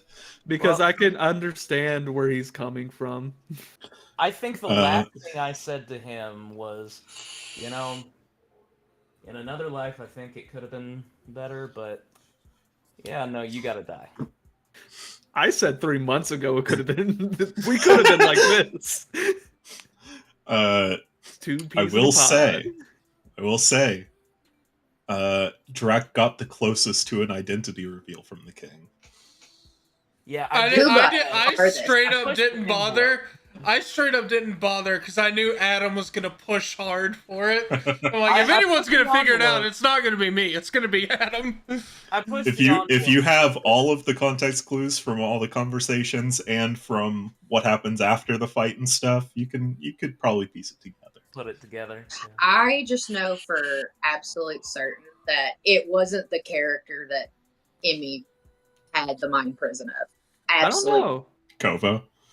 Yeah. My thing is Speeda or Kovo. It's not Ictello. Ictello fucking killed themselves, I'm pretty sure. Megaleo killed himself. Yeah, Megaleo killed himself. Yeah, but I remember in Mesativo's thing saying that Ictello died. Ictello died. But I don't think I gave a cause of death on that one. Okay. I thought it might have been suicide. Could be. But it's still either Kovo or Speeda. And I kept on saying, I remember I kept on calling the king. It's like, whatever you say, Speeda. And I kept on going. Yeah, I saw that in the webcam. I'm honestly, yeah, no, I remember that too. I'm honestly thinking it probably is a speeder, personally. Like, I don't know. Like, just, I don't know, something about him. I want a name reveal, like a gender reveal, but we burn half the world down and we just says is Speeda or Kovo. I'm telling you, it's not Kovo. Because I feel like he would have said something in Emmy's thing, like, we share a fondness. No. He was just like, your mom, I knew her. I called her a different name, though. And then he, like, farted on Emmy's head and left. So Literally was He like, didn't do that. hey, your mom has a stupid name now, by the way. Hey kid. he crop dusted me and left. Hey It kid. was like, Your mom. Walks away. That's what it felt like to Piper, not to Emmy. Hey kid. So Your mom. now that we went over our things, how did the king view each interaction? First kid smelled bad. Yep. Kid smelled bad. No, it was good. I mean, he was pretty open with all of you guys about how he viewed each of you, and like how he approached speaking to all of you. I couldn't infer for he and for Emmy, he went in expecting her to attack him, honestly. He was like, He had a knife. I got ready. a cleric, it's that's how it is. He went in Gonna stick to their beliefs, went in there like this, and Emmy's head is on a pew, like, Guys, I don't think Emmy made it. yeah. He's like, which, this is a weird fucking generation. to be fair, if any of you had attacked him, you wouldn't have been able to. It just would have passed right through him. I see. But I shook his hand. I want to shake his hand. But yeah, he saw kind of a kindred spirit at Ivanov, and so he kind of went into that being like, if this were me, like if I were in his shoes, I probably wouldn't join him. So I'm not really going to try. We're just going to have a nice little talk. And then Draki was like, either I could recruit him or he's going to attack me on sight. So he was the only and neither of person those happened. considered I'm recruiting. sure he was a bit surprised. And no, Kelfor was the one who was like, I might be able to get him. Because I'm done. Yeah. Emmy's like, oh god, it's a cleric and a fucking baby. Oh, I hate those. A child would be great for him to have, like with Eileen. because like who investigating rituals would suspect a fucking 12-year-old? That's a good point. But he didn't have any clerical positions open. No cleric Emmy rituals. on one end of a very long table, the king on the other, and he's like, I offer you a box of Spaghetti. Oh, that's a good one. That's really good. Oh, Emmy's like, okay. Trade. No, he's like, Byron's like, we can literally get you spaghetti if we leave here. What the fuck are you? He's like, I have a box of strawberry Uncrustables, and I have peeled off the crimp pieces on every one of them. And I'm like, you uncrusted my Uncrustables? And Mhm. he's like, I did. I have a position for necromancy. What are your terms? And she's like, The necromancer's still around. exactly. If the position, she's Maybe like, if they get taken care of. It's kale. Anyway. Trade off. Yeah, and then Emmy's just trade offer. You receive, or I receive, a tasty little treat. You receive. The I world. sneeze in your face. Wet. A wet edition. Trade offer. I receive banana. You receive military dictatorship. Do you Emmy- accept? Honestly, That's just not that pretty fairy good. godparents movie. Emmy canonically sneezes open mouth. like, and then afterwards, every time Sorry. she sneezes, yeah, no, sorry. I mean, she doesn't go out of her way to not look at somebody. But like, if she was like standing over Drac and was like, Drac, do horses dream? And she was about to sneeze, she wouldn't like keep it. But if she's like talking to someone and they're eating breakfast, she's like, sorry, there's a lot of pollen.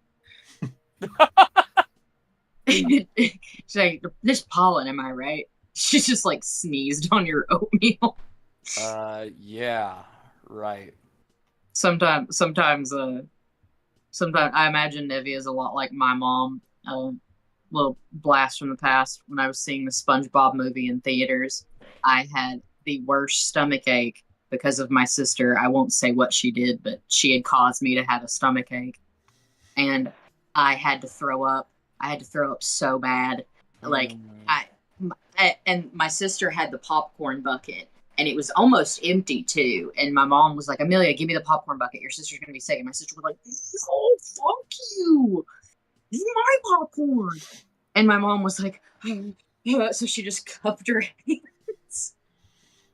And I feel like Nevia being like, oh god, oh god, oh god, sees Emmy going for a sneeze, wraps her like thing around her hand and catches it. Funny enough, Nevia wouldn't do that. She's used to this. She would immediately get the burlap sack she's always carrying, just wrap it around your face. So you go, Nice. You just stuck your head in Hopper. Yeah, Hopper's like, where do I go? It's like, he's like, oh. Yeah, Ares would do that. Nevia would. Do germs exist in the pocket dimension? Assuming they can survive without oxygen, yeah. yes, I have to Google something about germs. Yes. pretty sure they can survive. Can germs Well, survive okay. oxygen? Oh, by the way, you did hint at this. What was Aranor's favorite meetings, or if he had to rank his meetings? You didn't really rank them. Get a tier list out. I don't know. This is not like story important. It's how Aranor Yeah. walked in. It's like, you know what? I felt like we jived on that talk, and I'm pretty happy about it. That'd be me.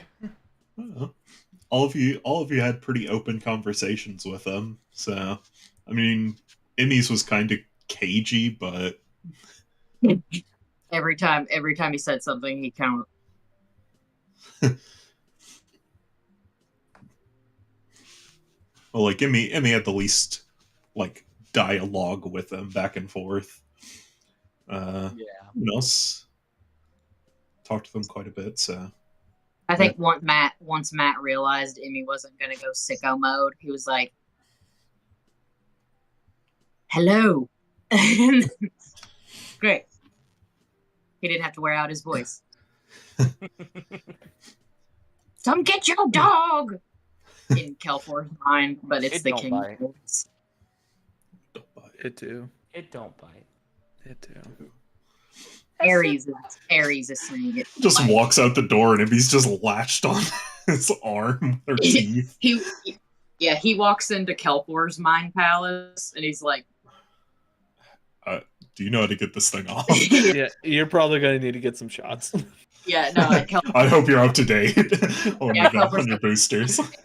there's the neatest little trick. If you take a popsicle stick, a thick one, not a traditional one, and you slide it under her top teeth and twist, she will always let go. Better option, get a lighter and hold it very close to her eyelashes and eyebrows. She will also let go. Or my favorite technique, you get a butter knife. And you put it between where you can see a little opening. And you go, start in the teeth with it. It will annoy them Jimmy enough. hiss at him. He just goes, "What the fuck are you doing?" Is that Kelfor or the king? I don't think the king would do that. Yeah, either. Ares has done work, but I guess Ares' hands are very large, so it's just one finger. So just.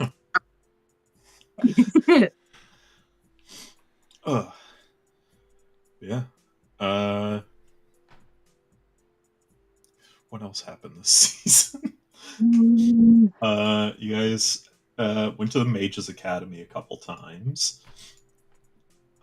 Real slick putting actual VV in there. Actual buff arm VV from Final Fantasy IX. Yeah. Men Matt for the Mages Academy. You're fucking acting for the new bard teacher. Very good. That was really good, yeah. Good Very heavy. Yeah, we tried to match your energy. I just yeah, I could tell. I just fell down a rabbit hole when making the Mages Academy characters and ended up making a whole lot of them. And I'm like, they're going to talk to like 5 of these people. I made like 30. That's how it happens. It's just going to happen that way. Gave them all like backstories and stuff, which made me just want to. At some point, I'll probably just make a campaign where you guys are at a Mages Academy, where you're all students. Yeah, there were a couple characters that like interactions that I thought would have been cool there, but you guys could always go back to.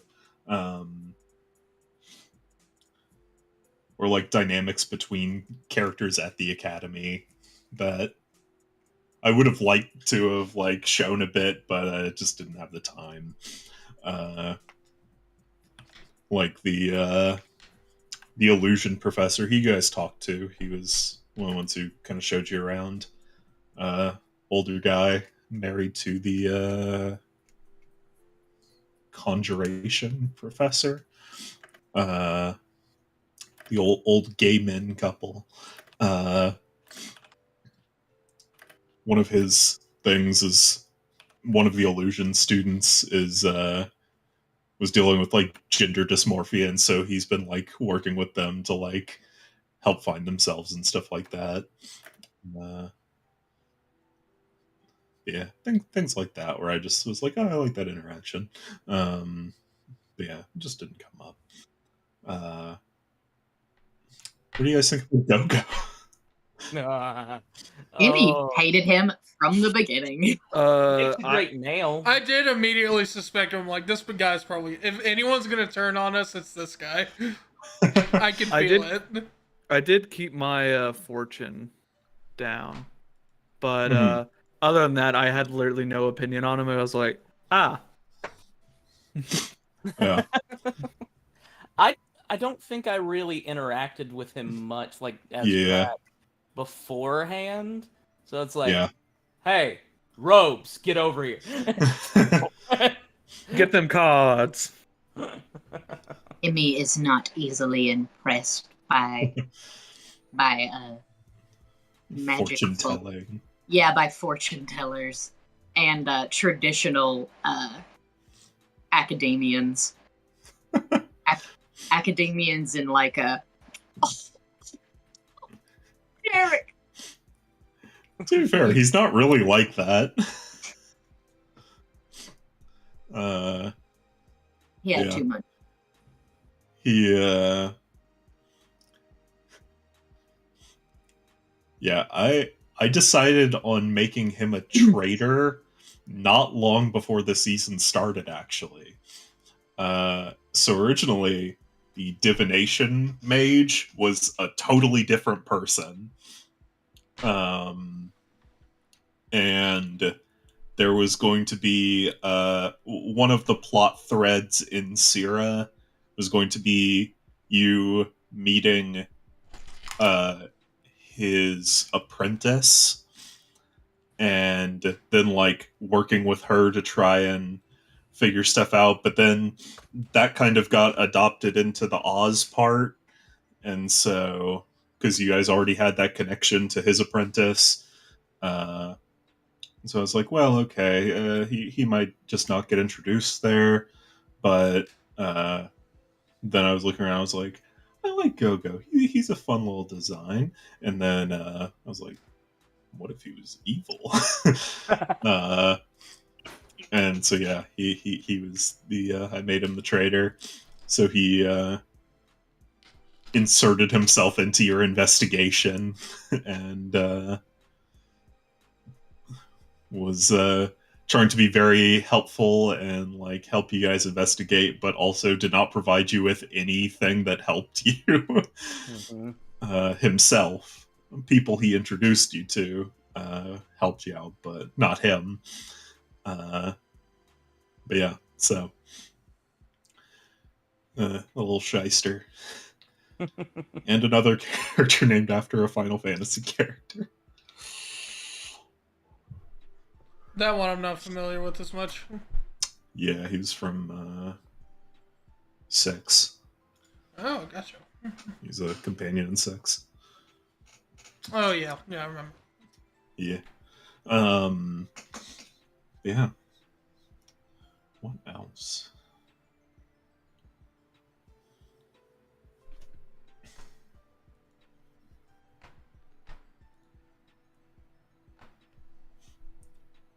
I was glad I got to sneak in a little Rallis scene in the final episode. Just sticking with the continuation of him just showing up in the season finales for all 3 seasons. I was half expecting you to try to cut back to Kyle. It's so funny. Nah, you'll meet him next time you meet him. I can't wait to meet him and He's then an find out. Amran. Can't wait to meet him and find out. He's like, yeah, guys, we built this fucking ship that can fly. This shit's badass. Was able to use my powers. It's fueled by the souls of the dead. Have you guys met my dad? His name is Sid. There is a Sid. I know. I'm well fucking aware there's a Sid in this world. Gamers, I will be right back. There is a situation happening outside of my apartment. Be Oh. safe? Are you okay? Yeah, what's up? Yeah, it's fine. Just a kerfuffle in the laundry room. That it's fine. It's some kids sitting in the dryer. Oh my They god. put a kid in the dryer? That's badass. It's not turned on. I just have to go make sure. Yeah, sure. Okay. Something step bro. No. I'm stuck in my own head. I don't know how to get out. Same. Why are you hotboxing in the fucking dryer? Man. Shit, man, fuck off.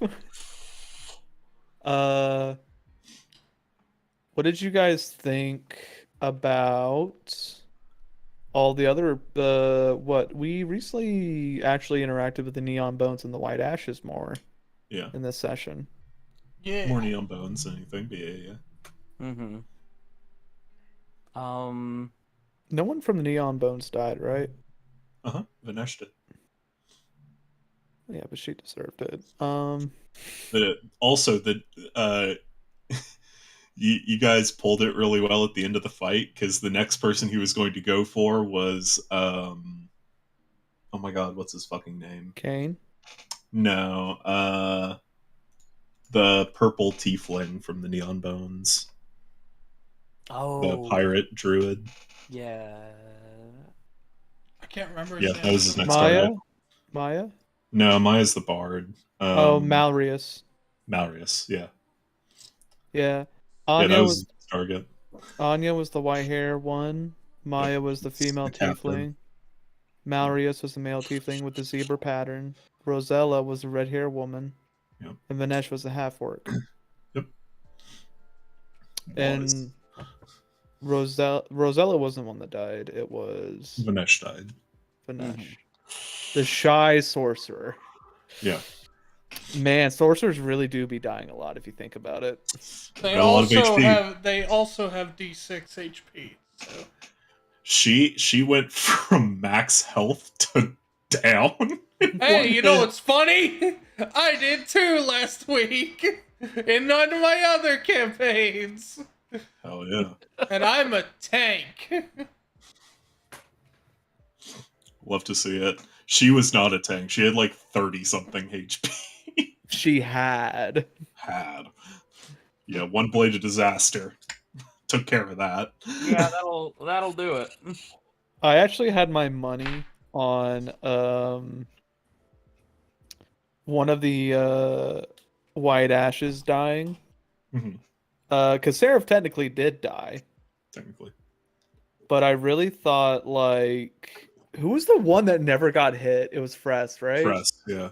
Yeah. Rogue, the ninja. Yeah, if I ever get that chakram, let me tell you. Kelvor's not gonna get hit for a bit. Kelvor's gonna literally be like, what's the Already range on does it? A lot. It's a normal thrown weapon, so I think 60 to 120. I'll be throwing it from 60 and then I'll get it back. I'm like, cool. 65 feet that way. You have guns. You could just do that. They're not as effective. I know. That's why I'm cool with you upgrading Haymaker, because you can actually get hit sometimes. I'm just saying, hit Drac more. I will say, one thing I really wanted to do, that I am sad I didn't, but you were playing smart in the fight with Aranor, I gave Aranor Sentinel. Yep. And I was just waiting for him to fucking clothesline you and just Broly smash you into the ground. He did hit me with his. He did hit me once, I think. Yeah. But I pulled up some mirror illusions, mirror image, because I was like, at the end of the fight, he was targeting you and Drac. which, hey Drac, me and you held that down. We did. really did. Like Held that. out while all the fucking wizard boys were goofing on the sword. Who ended that fight? Me. Drac. No. Dude, that was He was a good sitting tag at team 1 right HP for a while. there. It was a good tag team. Yes. I'm just Everybody. saying, when me and Nevia cut off the arm, I was really hoping that arm would have been like, well, there goes one level 9 spell that he had stored in it. Nah. And I was like, no, It's not- alright. It's not how most spells work. Yeah, for the It's a homebrew. I well, was his- like, I just went his, for him. his arm was his focus, so you did take care of that. So his spells weren't quite as effective as they were. Woo! And I will say, and you cutting off his arm when he went into his blade song, his AC didn't go as high as it should have. It went up to 25, whereas if he had done a full normal blade song, his AC would have been 30. Woo! Okay. If it was been 30, I never would have hit him. Yep. Yeah, I was worried about that. So it's like, okay, that's a good excuse. Good. Yeah, having a 40th level character, they're a little scary. A little bit. I can read off some of his stats actually. Yeah, he was level 40. He was a 20th level Eldritch Knight, 20th level Blade Singer. Let's see. Where is he? There he is. Let's see. Uh, Strength 25, Dex 20, Con 20, Intelligence 24, Wisdom 14, Charisma 17. Let's see. I'm so happy that Piper did the Bane, and I was able to get the Stunning Strike off. That was huge. Mhm. I think that was a big fact that it was, deciding like- factor on more people dying. Was it like 1 or 2 points off? Like something Yeah. like that? It was really close, and then the Bane took it below. And it was all because of the Bane. I think it was like 4 points off, and he got a -4 on the roll or something like that. It was like- it was like a perfect amount. Let's see. What other spells did he have? His other 9th level spell, other than Blade of Disaster, was Invulnerability. So that would have been fun. 8th level spells, he had Feeble Mind and Power Word Stun. 7th level, he had Crown of Stars, Dream of the Blue Veil, Teleport, and Plane Shift. 6th level, Guards and Wards, Sunbeam, True Seeing, and Investiture of Flame. 5th level, Contact Other Plane, Far Step, Geis, Legend Lore, Modify Memory, and Steelwind Strike. 4th level, he had Arcane Eye, Dimension Door, Sickening Radiance, Stone Skin, Locate Creature, and Fire Shield. 3rd level, he had Dispel Magic, Magic Circle, Remove Curse, Sending, Spirit Shroud, and Counterspell, which he could free cast. Once per day, I believe. 2nd level, he had Blur, Earthbind, Hold Person, Mind Spike, Warding Wind, and Kinetic Jaunt, which he could free cast at any time. 1st level, Absorb Elements, Detect Magic, Shield, Fog Cloud, Silvery Barbs, Thunder Wave, Jump, and Misty Step, which he could free cast at any time. And you saw him do multiple times. And cantrips, he had Blade Ward, Booming Blade, Green Flame Blade, Lightning Lure, Sword Burst, Thunderclap, and Message. His spell DC was 26. His spell attack modifier was plus 18.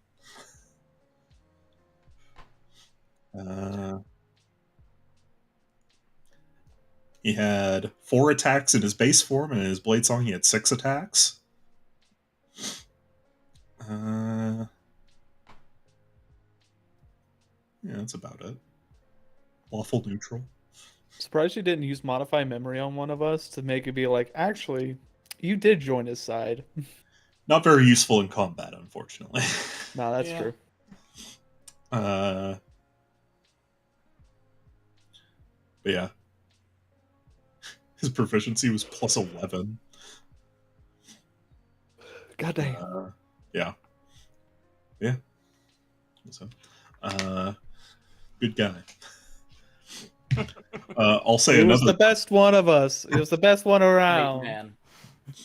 another really clutch move was Ivanov giving Alamir his crystal back. Yep. Yes. I wasn't gonna fucking do anything put with him it.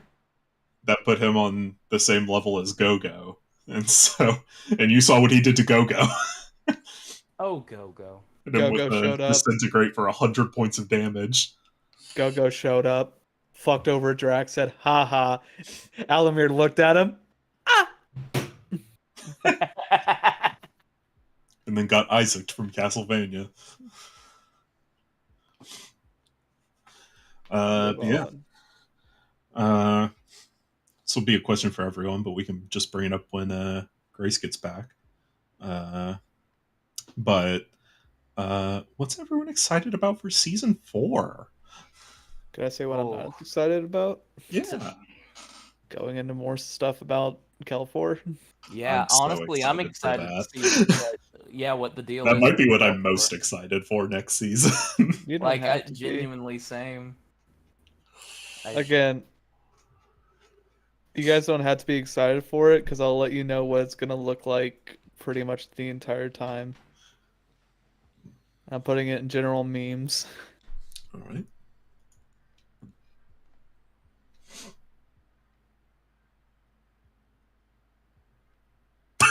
No. Good. For anyone watching at home, it's an image of Jack and James's roommate Corey laying in the snow in the Peter Griffin death pose. He's doing his best. But yeah, what are you most excited about, Jack? I'm really excited to explore more of the world. Oh yeah, Don't cater Which- to the DM. Say what you Centrist really answer. mean. which you did bring up one thing that is important to my character Mhm. at the end. So you did, and really, I was really tempted to be like, "Hey, can we talk a little bit more about that? Just me and you, bud." But no, I'm very interested to also see the Blackgate Company again because those were the bros from season 1. Yep. I gotta meet my best boy. Zormir. Yeah, Zoramir, love that guy. Yep. Also really I cannot wait to see how much money Jairus swindles from the two royal judges, Yeah. Hadrian and fucking what was it? What was his steer? Hadrian, Jendal, Jindal, Ivona, and the other guy. Hieronymus his steer. Hieronymus, yeah. His steer. Yeah. Name triggers me. Hieronymus Bosch. All I can think of is Zach.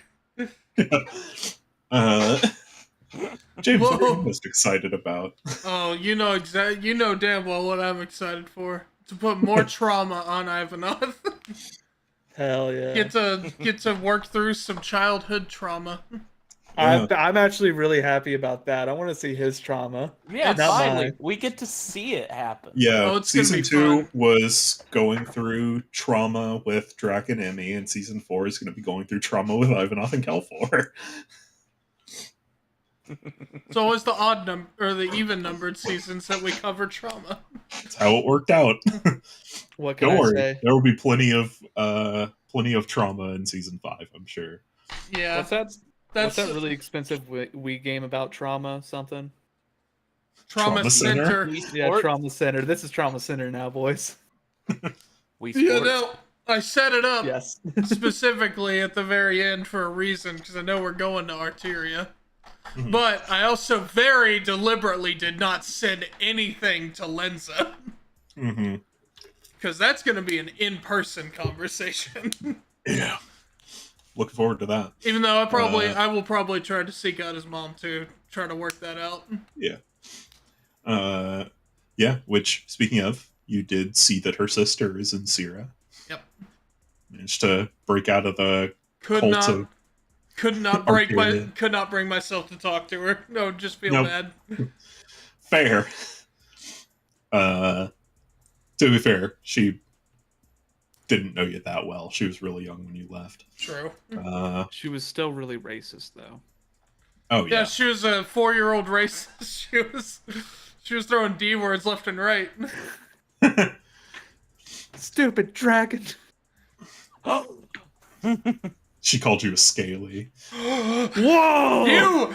That is my word. Easy. We reclaimed it! I didn't see you on the battlefield when we got it back, did I? Yeah, I'm excited to go to Shenwu. I'm excited. There's a fun little thing that's in one of the locations that optional, but if you guys investigate, it'll be a fun little reveal. Yeah, Shenmu's fun. Next season's gonna be the season of villains you guys fucking hate. I'll tell you that now. I mean, if we're doing my stuff, I know we're hating one immediately. Oh shit, are we gonna see the Archon again? Maybe Oh, we could, and you know what? he's got to come back around eventually. Yeah, he does. He Nah. doesn't. Make him the Deus Ex Machina for the villains. form the League of Villains. Hey, these things Uh, with Mayhem Fox, let's fuck them up, guys. yeah. Yeah, I'm really excited for Kelfor stuff because for you guys at home, Jack, when making his character, said, "Hey, this is my character's antagonist, and I want them to be the most evil, irredeemable person." I was like, "Oh, thank you for this." Well, I already knew there's going to be a lot of moral gray, so I wanted like one villain where we Oh, could all yeah. be like, hey, you know what? They're just an You asshole. know, Well, and it works too because Kelfor is a gray character, so giving him Oddly- a oddly enough, I do love me some fucking villains. I never write Oh, yeah. any. I never write any for my playable characters. Usually, the villain is society, yeah, which that's Ivanhoe's doesn't villain. which doesn't make much sense because in my campaign, there are like every one of my main NPCs that I'm gonna force you all to interact with. They all have a major villain, Yeah, except for one. Okay. Save for one. I'm a big fan of personal antagonists. Everyone's got one except Ivanhoe, who is the Joker of this campaign. Joker. Which Get a load Joker? of this society. So we live. Ross from Friends Joker. We live in a society. In a Yeah. society. It was fun too because Jack gave me the just a sort of like baseline that would be incorporated into his backstory for his villain and kind of let me flesh out the rest. And then I made up the Archon. Did not discuss that with Adam. Yeah. That's Yeah, a good that reveal, was- though. Yeah. That was And the then, I'm at my peak in Final Fantasy 14, and I need to show it. True. You'll never guess who he is based off of, I swear. Yeah, not at all. And then Piper made Lucian almost like pretty much entirely on her own, and we just like talked through that like dynamic and like a general kind of plot thread with him. So kind of got every different angle for the villains. And then Ivanhoe's just a fucking conceptual ass, thematic ass. Man versus nature. I mean, if you really think about it, the king is my mortal enemy because he does everything I'm actively trying to stop. Yeah. And that was But unlike most people, he's actually doing it from a place that he believes is right, not just Yeah. exploiting people. yeah, I mean I think I learned it, I don't know if it was a script writing class or what, or if I just heard it somewhere, but when you're writing a villain who's supposed to be like, a you Foil. know, no, like the lost the word, like a redeemable villain sort of type, Mm. or a understandable a villain kind fallen of deal. hero, almost. Yeah, like you want to write them as a way where they are wanting to do the right thing but approaching it in the very wrong way. Anti-hero? And so I Anti-hero is No. more gray. Anti-hero usually takes the right path, but does it his own way. yeah, Like ways that Punisher. are usually destructive. yeah. And not quite an anti-villain, because I mean, obviously, Aranor is definitely a villain. Yeah.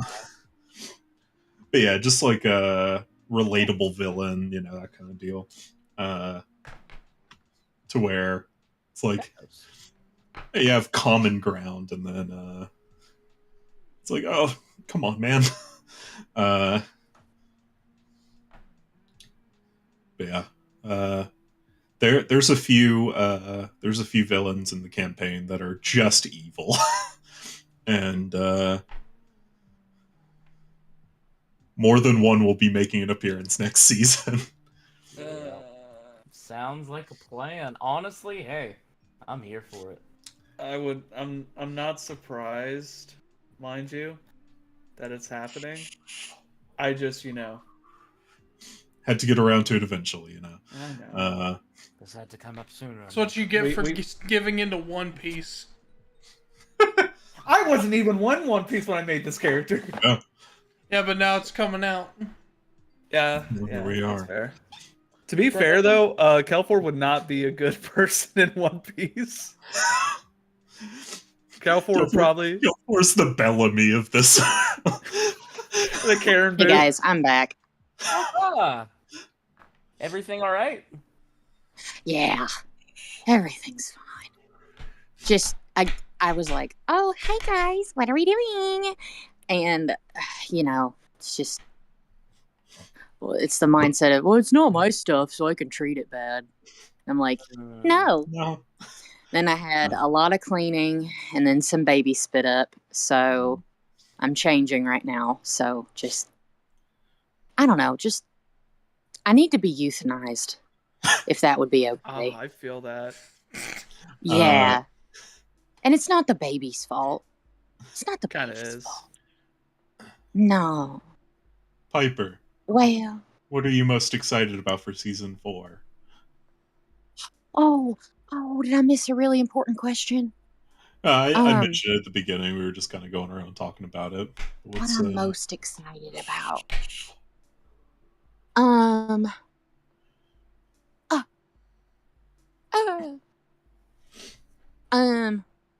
What level are we all at right now? 8. 7, Check. 8. 8. So 8. when is the appropriate multi-class? Is it like 10? Technically 9. 9. I don't think it would be a per bad class, idea though. to wait until 10, but it's up to you. Because I'm Eric's level 10 excited. ability is Yeah, notoriously busted. You should definitely wait till level 10. Mm-hmm. Oh, well, yeah, that's Just the what I was longer you planning. have that ability, the better.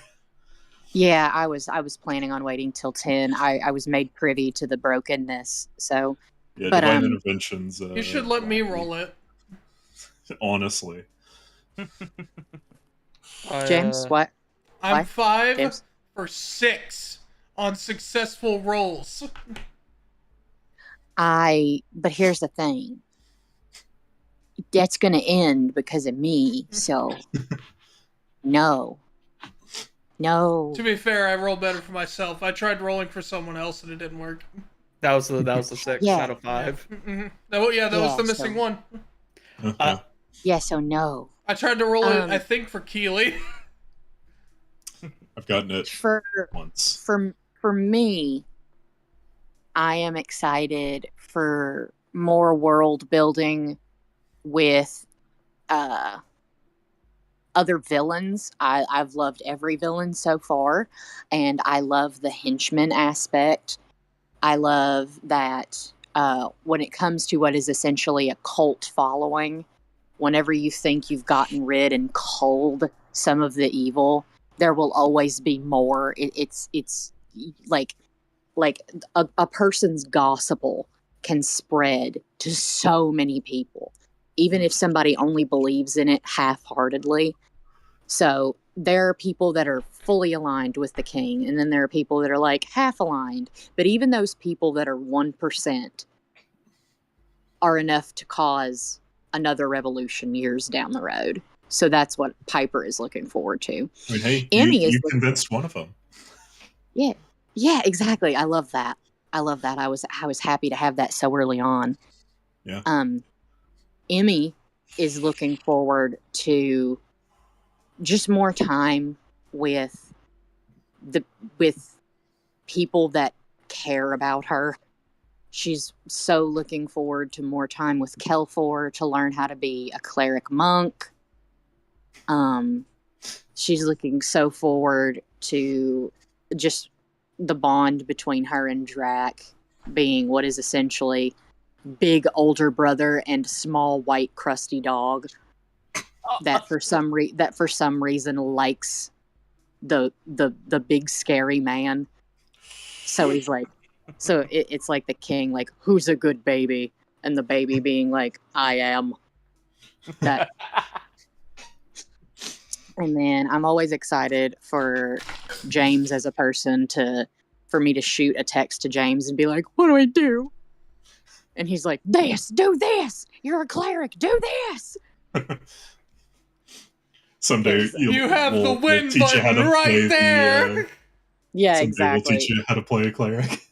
Yeah, James has saved me in this campaign, in the demigod campaign, and he's already. Aya is a loose, gooey mess, Aya's and now a she is fucking not. tank. Yeah, now she is not. Now she is not. Now she has She's- structure. It's not even a glass cannon. She is literally just a tank. Yeah, you guys are. It'll be a thing where you're like, "Go Just get him, Google Aya!" And Tanks campaign. Good deal. yeah, it's I gonna mean, be like honestly, a. hey. It's like a Aya. They were mean to me. She just runs. It's like we have an army. We have a gay little rabbit. Is Aya gonna be the big sister or big brother of the whole group now? I can say Aya is 20, or I play Aya as my age. She's young 20s, and canonically, she's the oldest of 13 siblings. She has big sister vibes. She did a lot of the rearing, not so much that it like affected her mental health. She will not shy away from a maternal role, but it's definitely one of those things where when things get really deep, she has that moment of she doesn't have a fight or flight. She freezes. So she's when they exactly she freezes. So when things are very emotion heavy or there's death, it's a freeze for Aya. Whereas Emmy, it's fight. Just like in the last fight with the king, she stopped a death from happening and yelled fight. That was all she said. Was it was very reminiscent of the line, "No dying on me now. Defeat is not allowed.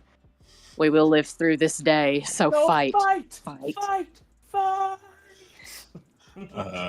I love that song.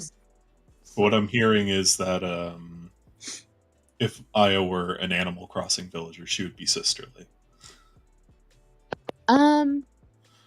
You would think that, but no, she'd be pop star, like peppy.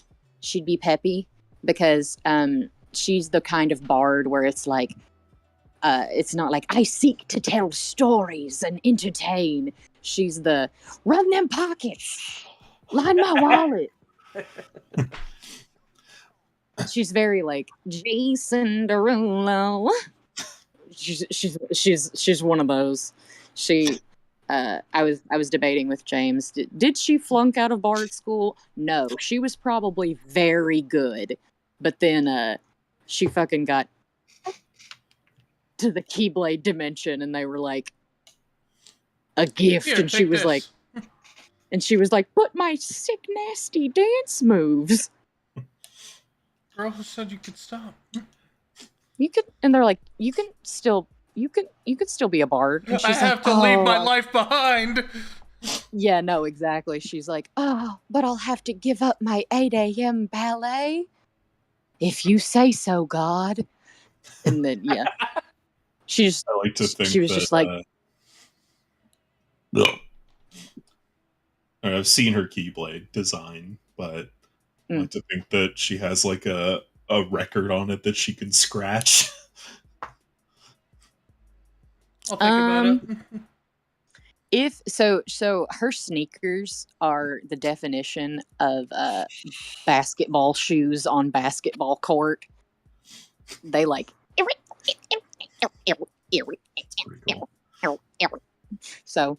so if you I imagine anytime we're on a surface that is even slightly finished, they're gonna be like, can you take your fucking rubber duck shoes off? It's gonna be fun for one moment in particular. Yeah, it's like I take off your Sonic the Hedgehog shoes. And she's like, oh, sorry. I didn't realize it was a shoes off house. Sorry. I'm just imagining we're sneaking, and it's like a fine finished floor, and then James is like, "All right, roll stealth. You get disadvantage though. Why?" Wiki. Yeah. Yeah, it's like Aya's shoes are LED and they react to light. She's like, fuck. Shit. I'm not taking these off. She's like, They're I'm limited not. edition. The light up Skechers stay on. Before we get too in the weeds of the next campaign, Adam, what are you looking forward to in season 4? Yeah. I think the biggest things really is just kind of what other people have voiced. I'm really looking forward to see what Kelfor's deal is, like who's gonna be popping up. Is the Archon gonna show up, and if so, how fast can we beat him? No, as Can far you as beat like, him? I think we can, but We'll see. no, just the mystery to it, and also just the whole thing of now that we have essentially killed King Arnor the Immortal, it's like, is he gonna show back up? Are we gonna what? There's a lot in question right now. Yeah. But yeah, But yeah,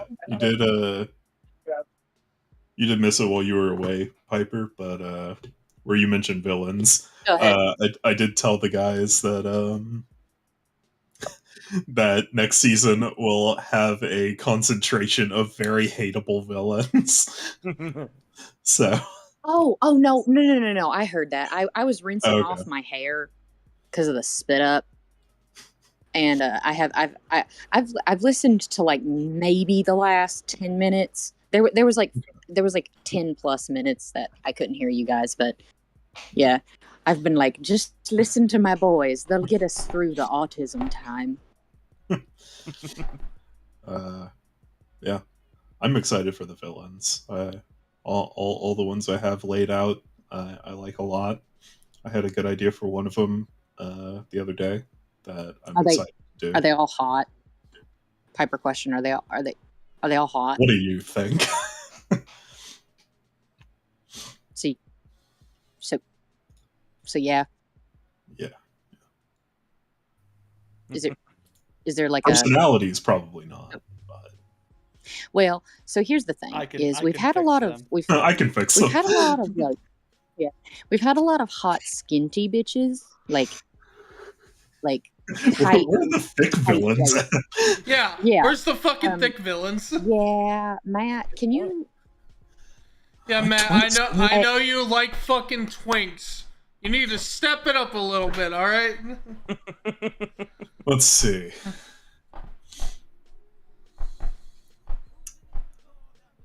Can you give the next villain some fucking watermelon crusher thighs, please? Please. See, the problem is $25 that right now you're enough? dealing with a lot of mages, and mages are notoriously twink-like. Hold on. Ivanov is I'm a the little more than a twink. only muscular mage on the planet, Goddamn right. except for Aranor. Yeah. Aranor could crush I a guess watermelon. I know what I work. oh, no doubt. I guess I know what I have to workshop.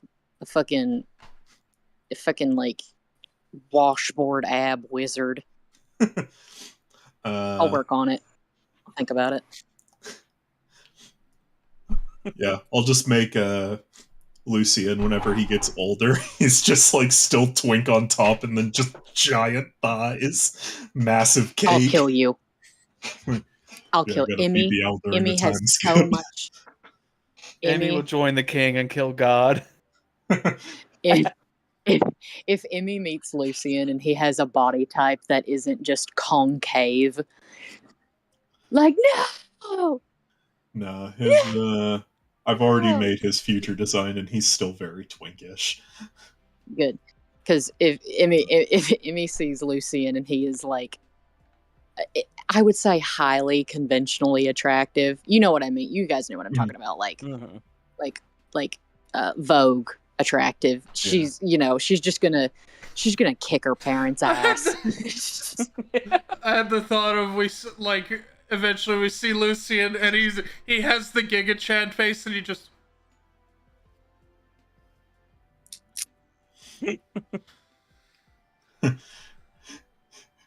Just have this set up for the reveal where you just see him from behind. He just turns around like.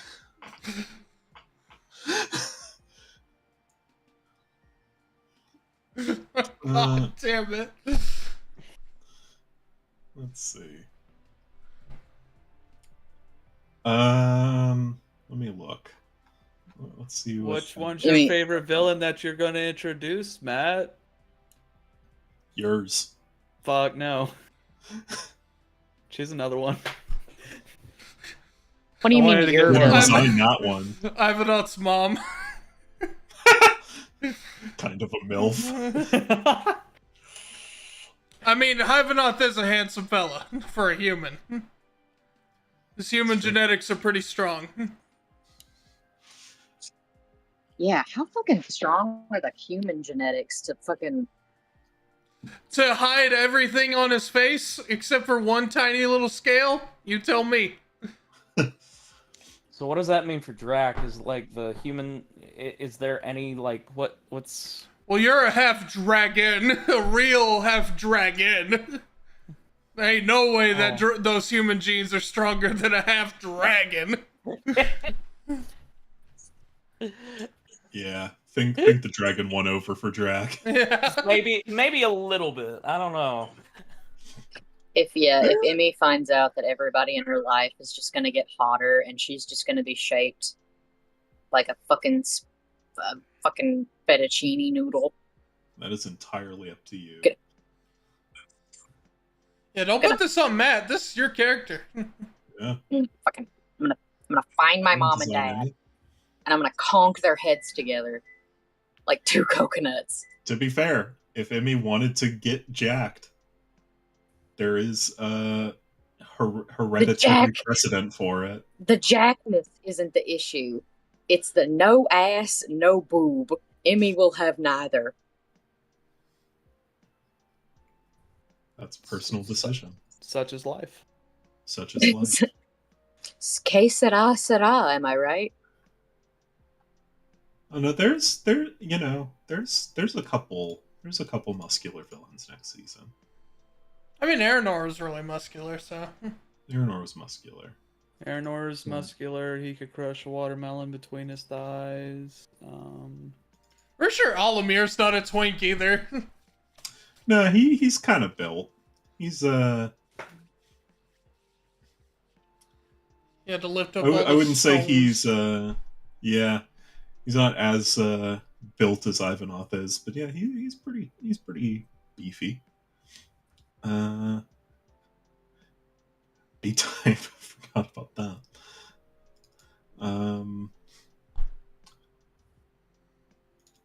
Yeah, there's a couple muscular folks.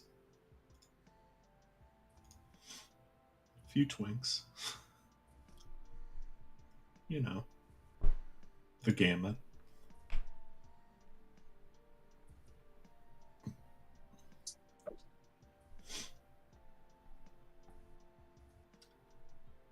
Let's see. The Archon's built. He's all muscly. Yeah, I would say so. With how everything went. Sexy he is. Yeah. I can resend his reference photo. Is when are we gonna find a villain that's got some watermelon crushing thighs and like some lasso boobs? Like some boobs. Yeah. We haven't run into quadruple D's yet. Well, it's because I'm not into big boobs. Yeah, some boobs that can you have to corral them at night. You got a sports bra or else you run the risk of... Yeah, you got a sports bra or you run the risk of suffocation. Like my mom's boobs. Yeah. Like my mom, if she don't saddle those babies up in the morning, she could be like dead from the left one and the right boobs in the kitchen making breakfast. I know. Like, oh my. I know it's not, but I can't stop thinking of Merrick from Yu-Gi-Oh when I see that reference Yeah. art. He's very merit coded. Yeah.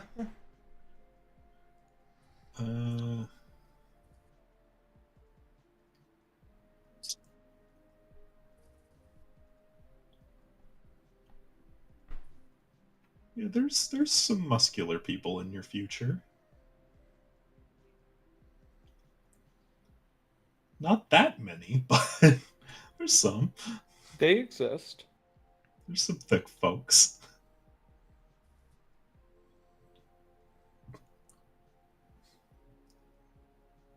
Wait until you guys find out that Calfor switched every class into monk into barbarian. Hey guys. Hey, I haven't seen you in a while. How's it going, boys? Speaking of Calfor, what does everyone think of Kogos so far? Because I've been talking to Jack about it every Monday. It has been for people at home. Kogos is James's character he made for a Pathfinder campaign, and whenever he made him also a tabaxi, he was like, "You know what would be funny?" Well, it's specifically, I was the tabaxi in a pirate campaign. In a pirate campaign, it's like, you know what would be funny? If this was Kelfor's cousin. I'm like, hey man, I'm down. At first I was like, no, I can make it his brother. I was like, no, that'd be too cliche. It's gotta be his cousin. Yeah. So every time, which is fair, it's very funny that I've contacted my cousin more than I've contacted my actual family in this campaign so far. You could always ask. There's reasons. Yeah, that bridge has already been burnt. Hey, at least Kogos is there's a connection. There is a connection. Yeah. But no, yeah. I've almost died in one hit twice so far. I got to the maximum amount of injury you could get in Pathfinder, and somehow came out alive. I think it's 5 injuries. No, wounded 4. Wounded 4, yeah. Wounded Please 4, excuse dying me, 2. I've hosed off. All good. I also made myself a lean cuisine. And Jack has constantly made the joke, he should become religious after this. I say, if it happens one more time, he might multi-class into cleric. That's the Holy Trinity. I love it. I have an multi-classes in cleric. Hey, Emmy. Sees Emmy eat a bug. Is that what? Now, never mind. I don't think Ivanot's going to die, just with how I've made him. But if he does, I have a backup character that I won't say anything about. But that one I have specifically made to die very easily. So if that one dies, it'll be Kogos. Okay. Good. Yeah, that's a question. You guys are getting to those levels. What's everyone thinking for multi-classes? I've already multi-classed. Well, yeah. Kilfor's already multi-classed. I multi-classed until level 14, if that. Yeah. I will say, you guys will be getting at least one free level in a secondary class. That one I already have picked out. Emmy heavily appreciates that Kelfor not just wants to protect Emmy, which he does do that, but she appreciates that he wants to give Emmy the tools to protect herself first and foremost. I think that was very apparent in the Lucian interaction, because once he was captured, he was like, yeah, sure, let her go at him. He's tied up. He's not going to hurt her anymore. Fuck him up, kid. Yeah, shit. Yeah, beat he was him like, up. Damn. I grabbed some shit ton of snow, put it like under his shirt. Yeah, fuck him up. Look at this cold little bitch. Is he freezing to death? Hit him. Hit him. oh, Kill yeah. him! Fuck him up! Yeah, he's not used to cold weather. No. But no, that's kind of how Kelfor, crazy, a little bit of backstory, but not much. Kelfor, his growing up has literally been figure it out. So he's like, hey, I had to figure it out, so it'd be better for someone to figure it out, but with actual tools to help them and not a gun to Yeah, the back of their head. Amy appreciates the she never wants to be a victim, Unless. and she wishes that she could have just defended herself and her home when she was taken. So, like, she didn't know how to do anything. The only time she used inflict wounds was when you guys met her. And She had against never. Ares. Yep. It was towards Ares, where Ares is like, I don't want to punch a kid, and the kid's like, ah! He's like, oh! Yeah. Like, I don't want to punch a kid. Turns It's kid to applesauce. it's like that. I can't remember if it was just like an explanation of what will happen during Black Friday, but it's just an appropriate response. A child has come up and stabbed you in the leg. Pepper spray them. Yeah. Yeah. I remember saying that. He goes like, oh, you bitch! I have no idea what you guys are talking about. I had to find that. I can find it easily. It's such a funny fucking image. Is your dog only- misbehaving? Flashbang him. Oh, see, I've seen that one. Flashbang. I like that.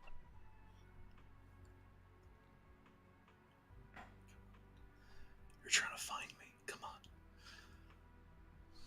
There I think you I go. put too much Parmesan cheese. Oh, did you just find it as well?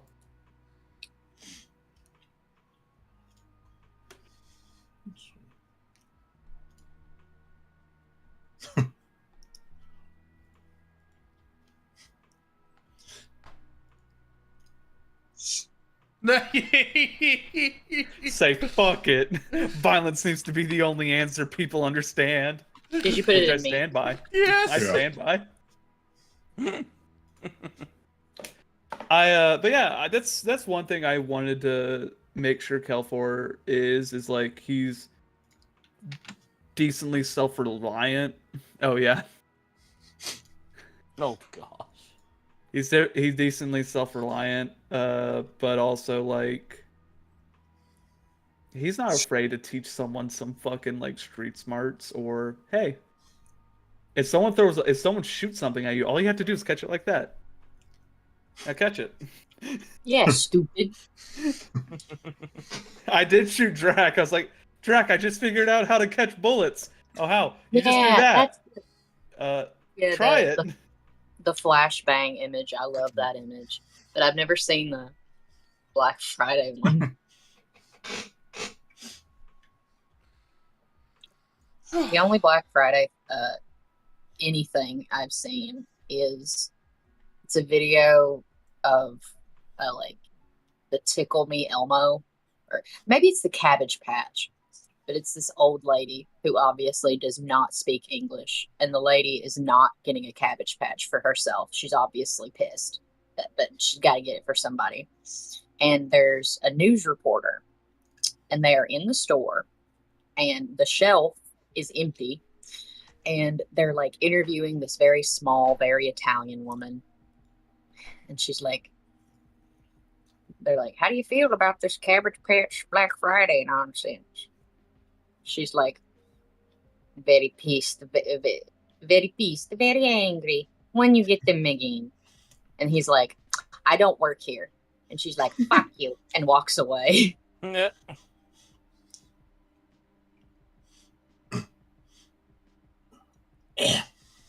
Yeah.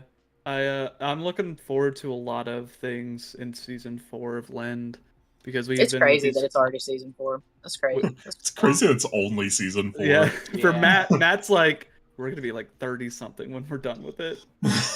I was talking to Jack and James after, and looking at my list of all the adventures and stuff laid out.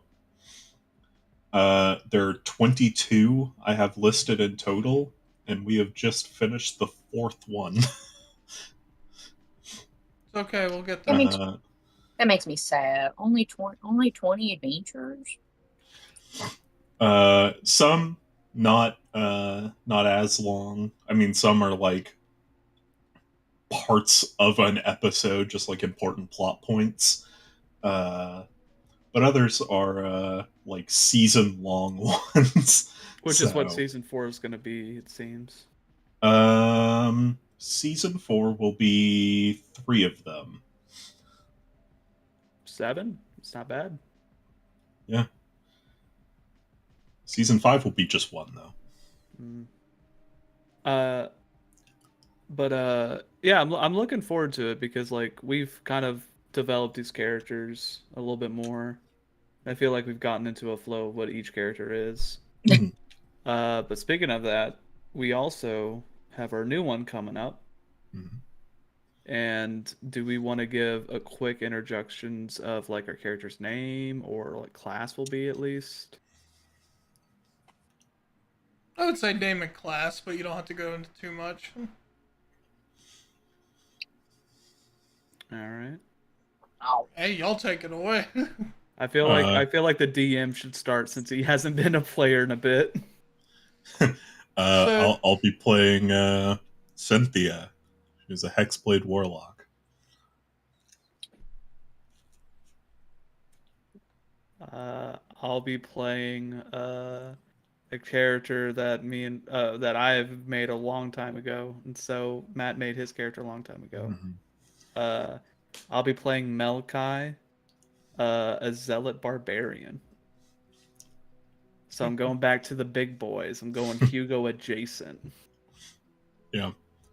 Yeah, I think I made this character that I'll be playing around the beginning of 2018, Yes. somewhere around there. Mm-hmm. I made About this time. Yeah. I made this character around 2019, after one of our sessions that we had our original campaign when I was playing Xanaros. Yeah. I made this character less than 3 months ago. No, it was last year. Because we've been talking about this one for a while. Yeah, it was not December. I mean, I decided I wanted to be a Harangon for my next campaign, but I didn't decide that I was going to be a Harangon in yours. Pretty sure I feel like we decided a little bit longer than 3 months ago. It definitely was no sooner than December. Okay. Adam. So, right around the same time that Matt and Jack had made their characters, I had also made my character, Mr. Vaness. Which had a completely different name. Yes. Yes. Definitely same concept throughout, but different name as we went on, because originally the name was going to be Bastion, but I figured Mr. Verness would just be fitting enough for him. He's going to be a residential cleric for this one, my second cleric I've ever played, but nonetheless, I'm very excited to Cleric of spice what? things up. A cleric of the spice domain. So, essentially, he is quite literally a glorified cook. Anyway. But yeah, that's the deal. And I can't wait to kind of spread my wings with him. Yes. And James, who will Dan be playing? Dan, our dear boy Dan, will be playing Pioneer, the how do I explain it? The weird fucking robot fighter. The Warforged robot fighter? Essentially If a you want to say Warforged. Warforged, yeah. Yeah, essentially a Warforged, but he's a robot. And If then we're giving races, I'm playing a human, like I always do. I mean, I just gave his because his is so far out there for this entire party. My class Permission is a Keyblade wielder. I mean, I'm the only person playing the homebrew class, and I'm so excited because I'm such a fan of arts. Adams is a homebrew subclass, but you were the only true homebrew class. So Yeah, I am a huge fan of Kingdom Hearts, so I was like, I'm not super freaking sword. But Aya no Usagi is her name. She is a Keyblade wielder, ex-bard student, but she still heavily practices. Chuck, what race are you? I'm going to be a Goliath because I'm a big boy, and I can finally start playing Big big white boys boy, again. just I'm like a- you. I'm a big boy. I can help. I'm a big boy. I'm a big boy. I'm just gonna grab you. I'm a big boy. Yeah, I made my guy like 7, 9. Can't remember. Taller than any character I've made. Unless you're counting like Aeronor, but player character. Mhm. I'm definitely gonna have the height advantage out of our Yeah. group. My character is like 5'7". Aya is the shortest. She is average for a Herringon. No tall, no short. Average. Average for a woman. Am I right, Phil? Am I right? But no, these we're gonna be really looking forward to starting the campaign on April 25th. Yes. Yeah. Yep. So we'll have a 2-week break between then. Yep. And we're Um, going to be starting, and I'm going to be forcing all of these guys. We're going to be starting a lot earlier from now on. We're going to be starting right as soon and basically as Matt gets home and settled in.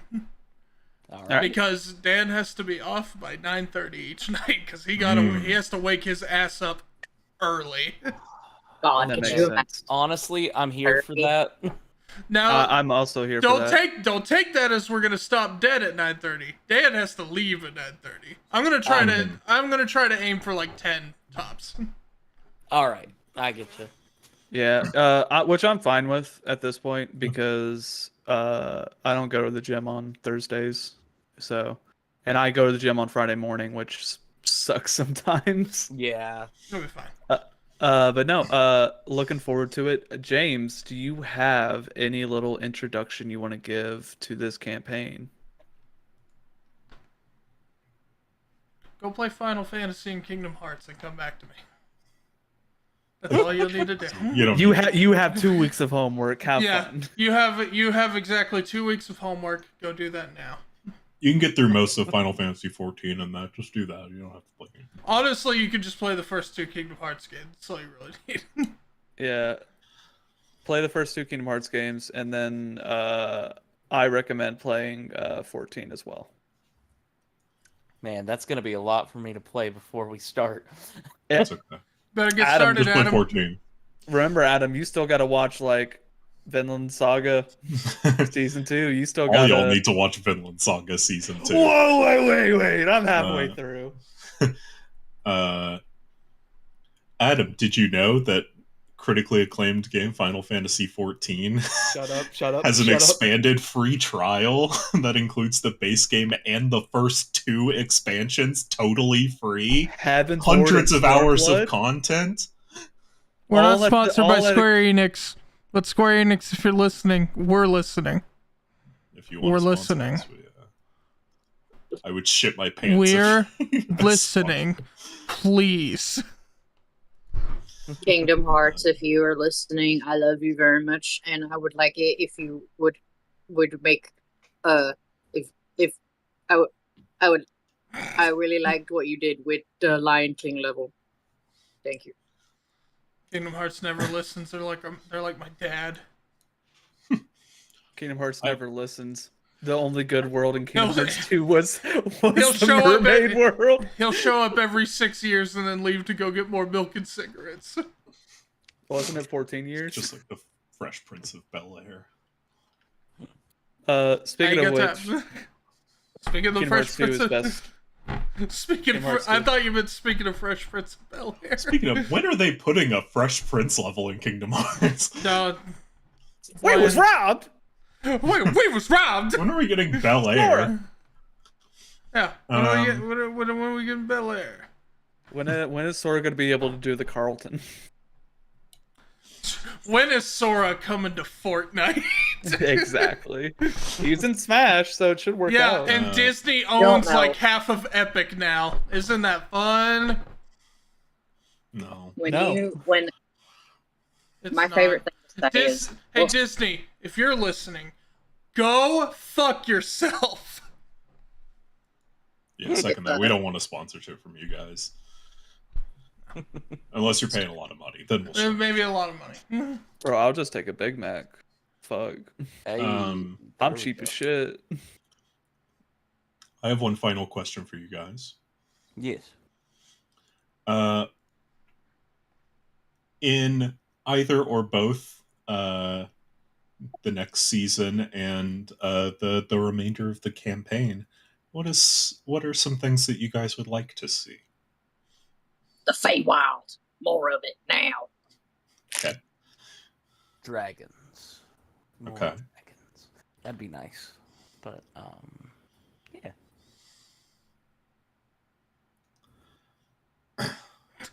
I'm waiting for Jack to go. He's staring really intently.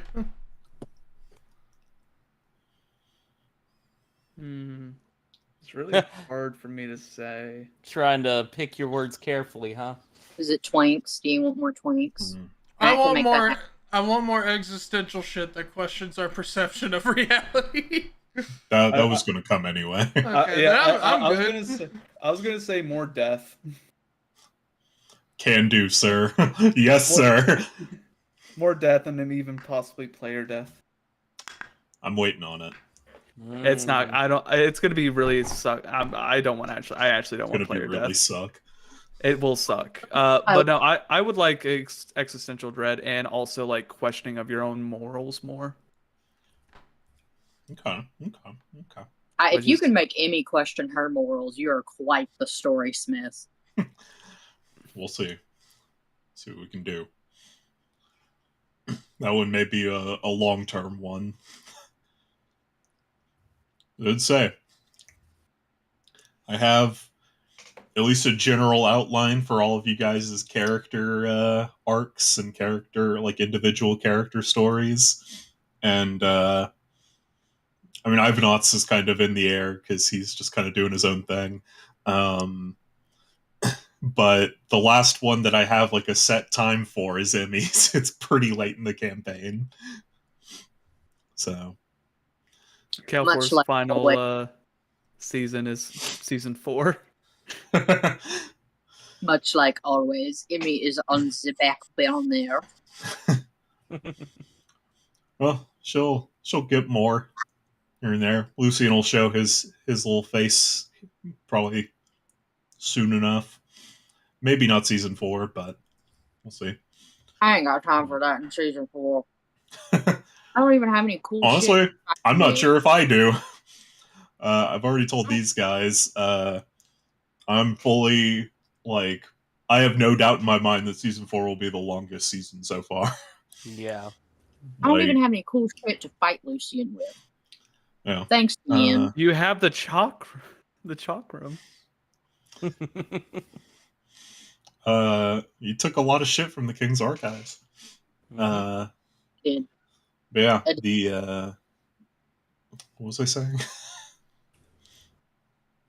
You were talking to us about not Piper, but us three about how Oh, season 4 was going to be the longest. Oh yeah. Yeah, I'm fully expecting season 4 to be like 30 sessions. If not possibly longer. It's gonna be a lengthy one. Because I was not expecting season 3 to be this long. Turns out in season 4 we're just cranking that shit out.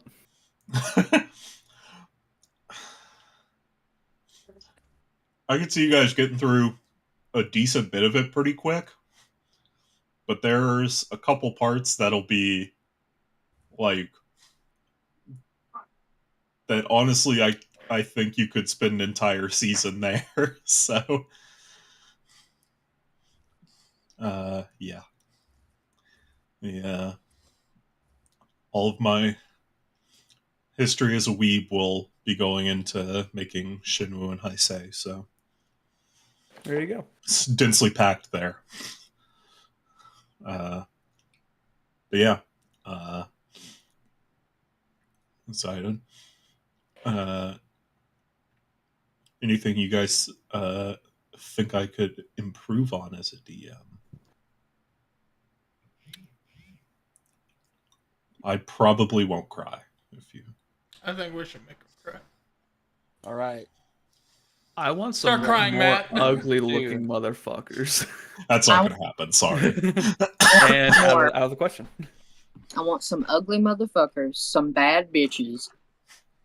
Cocaine, That I can do. cocaine, bad bitches, and alcohol. Enough of the skinny bitches, Matt. Enough. Everybody in I'm this just chat. saying, you have 2 big bitches in your party. We already been having them bitches. New ones. New ones. We need new All of ones. us bitch. All of us bitches on this call. We got a body yaddy yaddy. We got curves. Give us some bad booty bitches. Me and James got hips. Matt, you got a little bit of an ass. Actually, no, you got a lot of ass. No. That's what makes me cry. Yeah. Jack's Matt, you got some also fucking have- yitties. Yeah, I was about to say Jack's got some titties. and Thank you. then Adam, fucking shoulders like a brick shithouse. Give us some curves. And you can tell I said that. I can probably sneak 1 or 2 in. We'll see. You guys might get one if you play nice. One if you're If you're good. if you're good, you can get a melon crushing. Just no. Just give me a man with some fucking titties, dude. Like, You just had one. go on. Yeah, but like that Had one was one, yes, questioning but my what about whole second? ideals. What about the second one? Hold on. I don't want the king. He's old. He's dusty. That Maybe he bitch hasn't old. aged much. Give me some. This is purely Piper asking for this. Emmy does not. She hates it. Ew.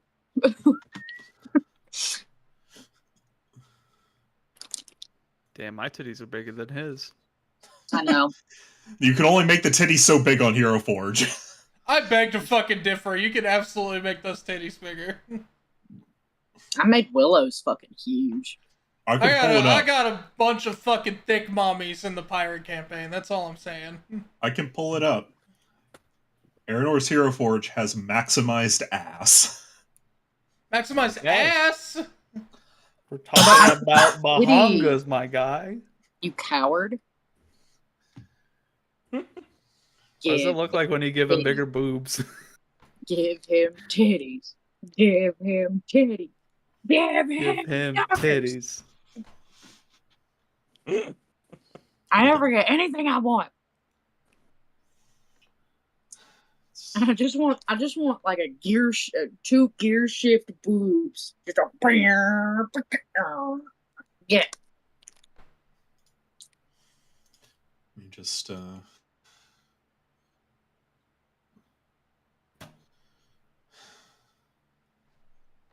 Do it.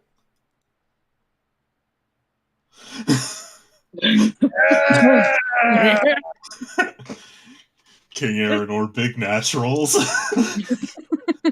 You're like, is this what you wanted?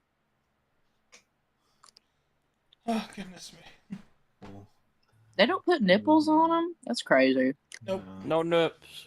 Don't got enough detail here. I'll make his thighs bigger too. Yeah, we could definitely see that.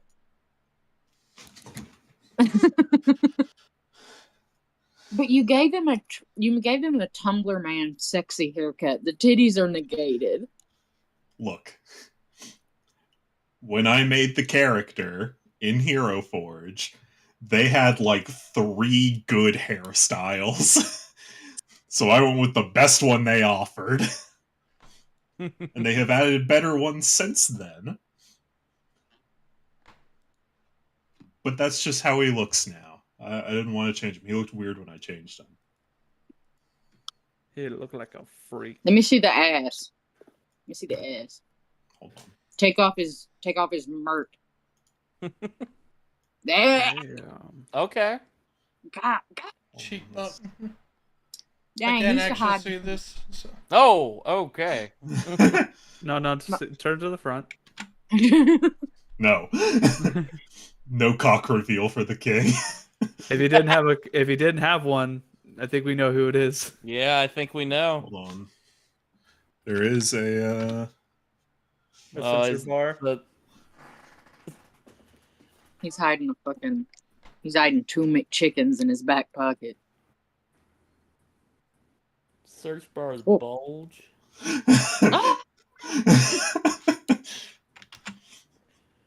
Hold on. There's also like the sensor bar there's a that you can sensor do. bar. Where is There's it? like a wooden plank.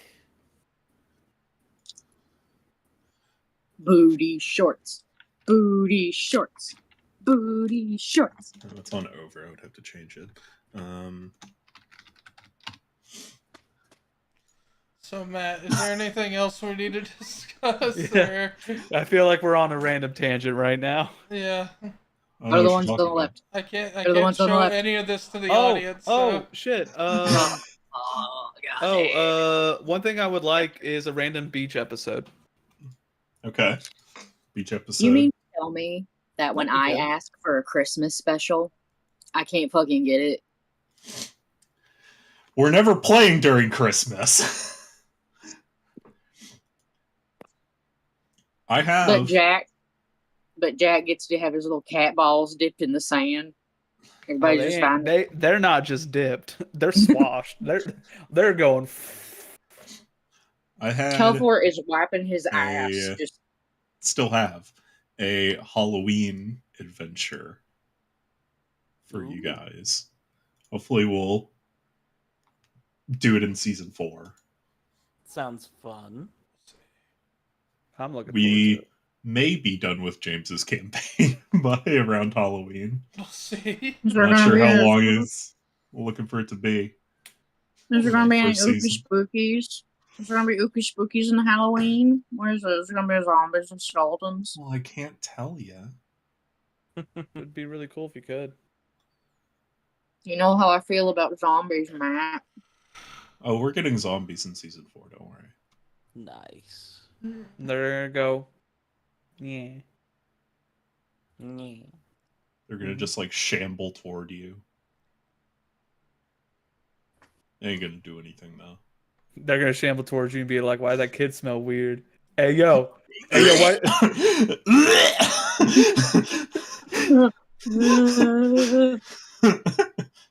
No, undead in D&D do not spread their infection, so you don't have to worry about that at least.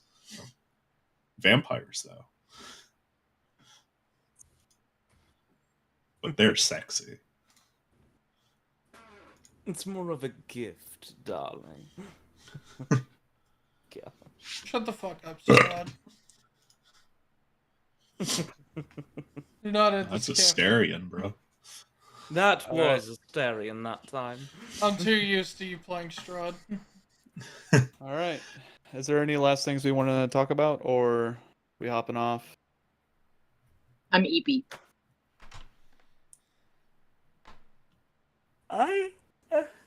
I think I'm good. Yeah. All right.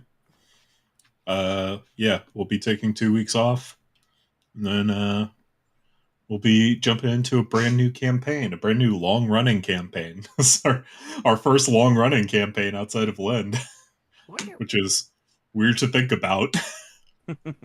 But Unfortunately, Yeah. Jack's got canceled because it won't work unless Dan were to live in Tennessee again.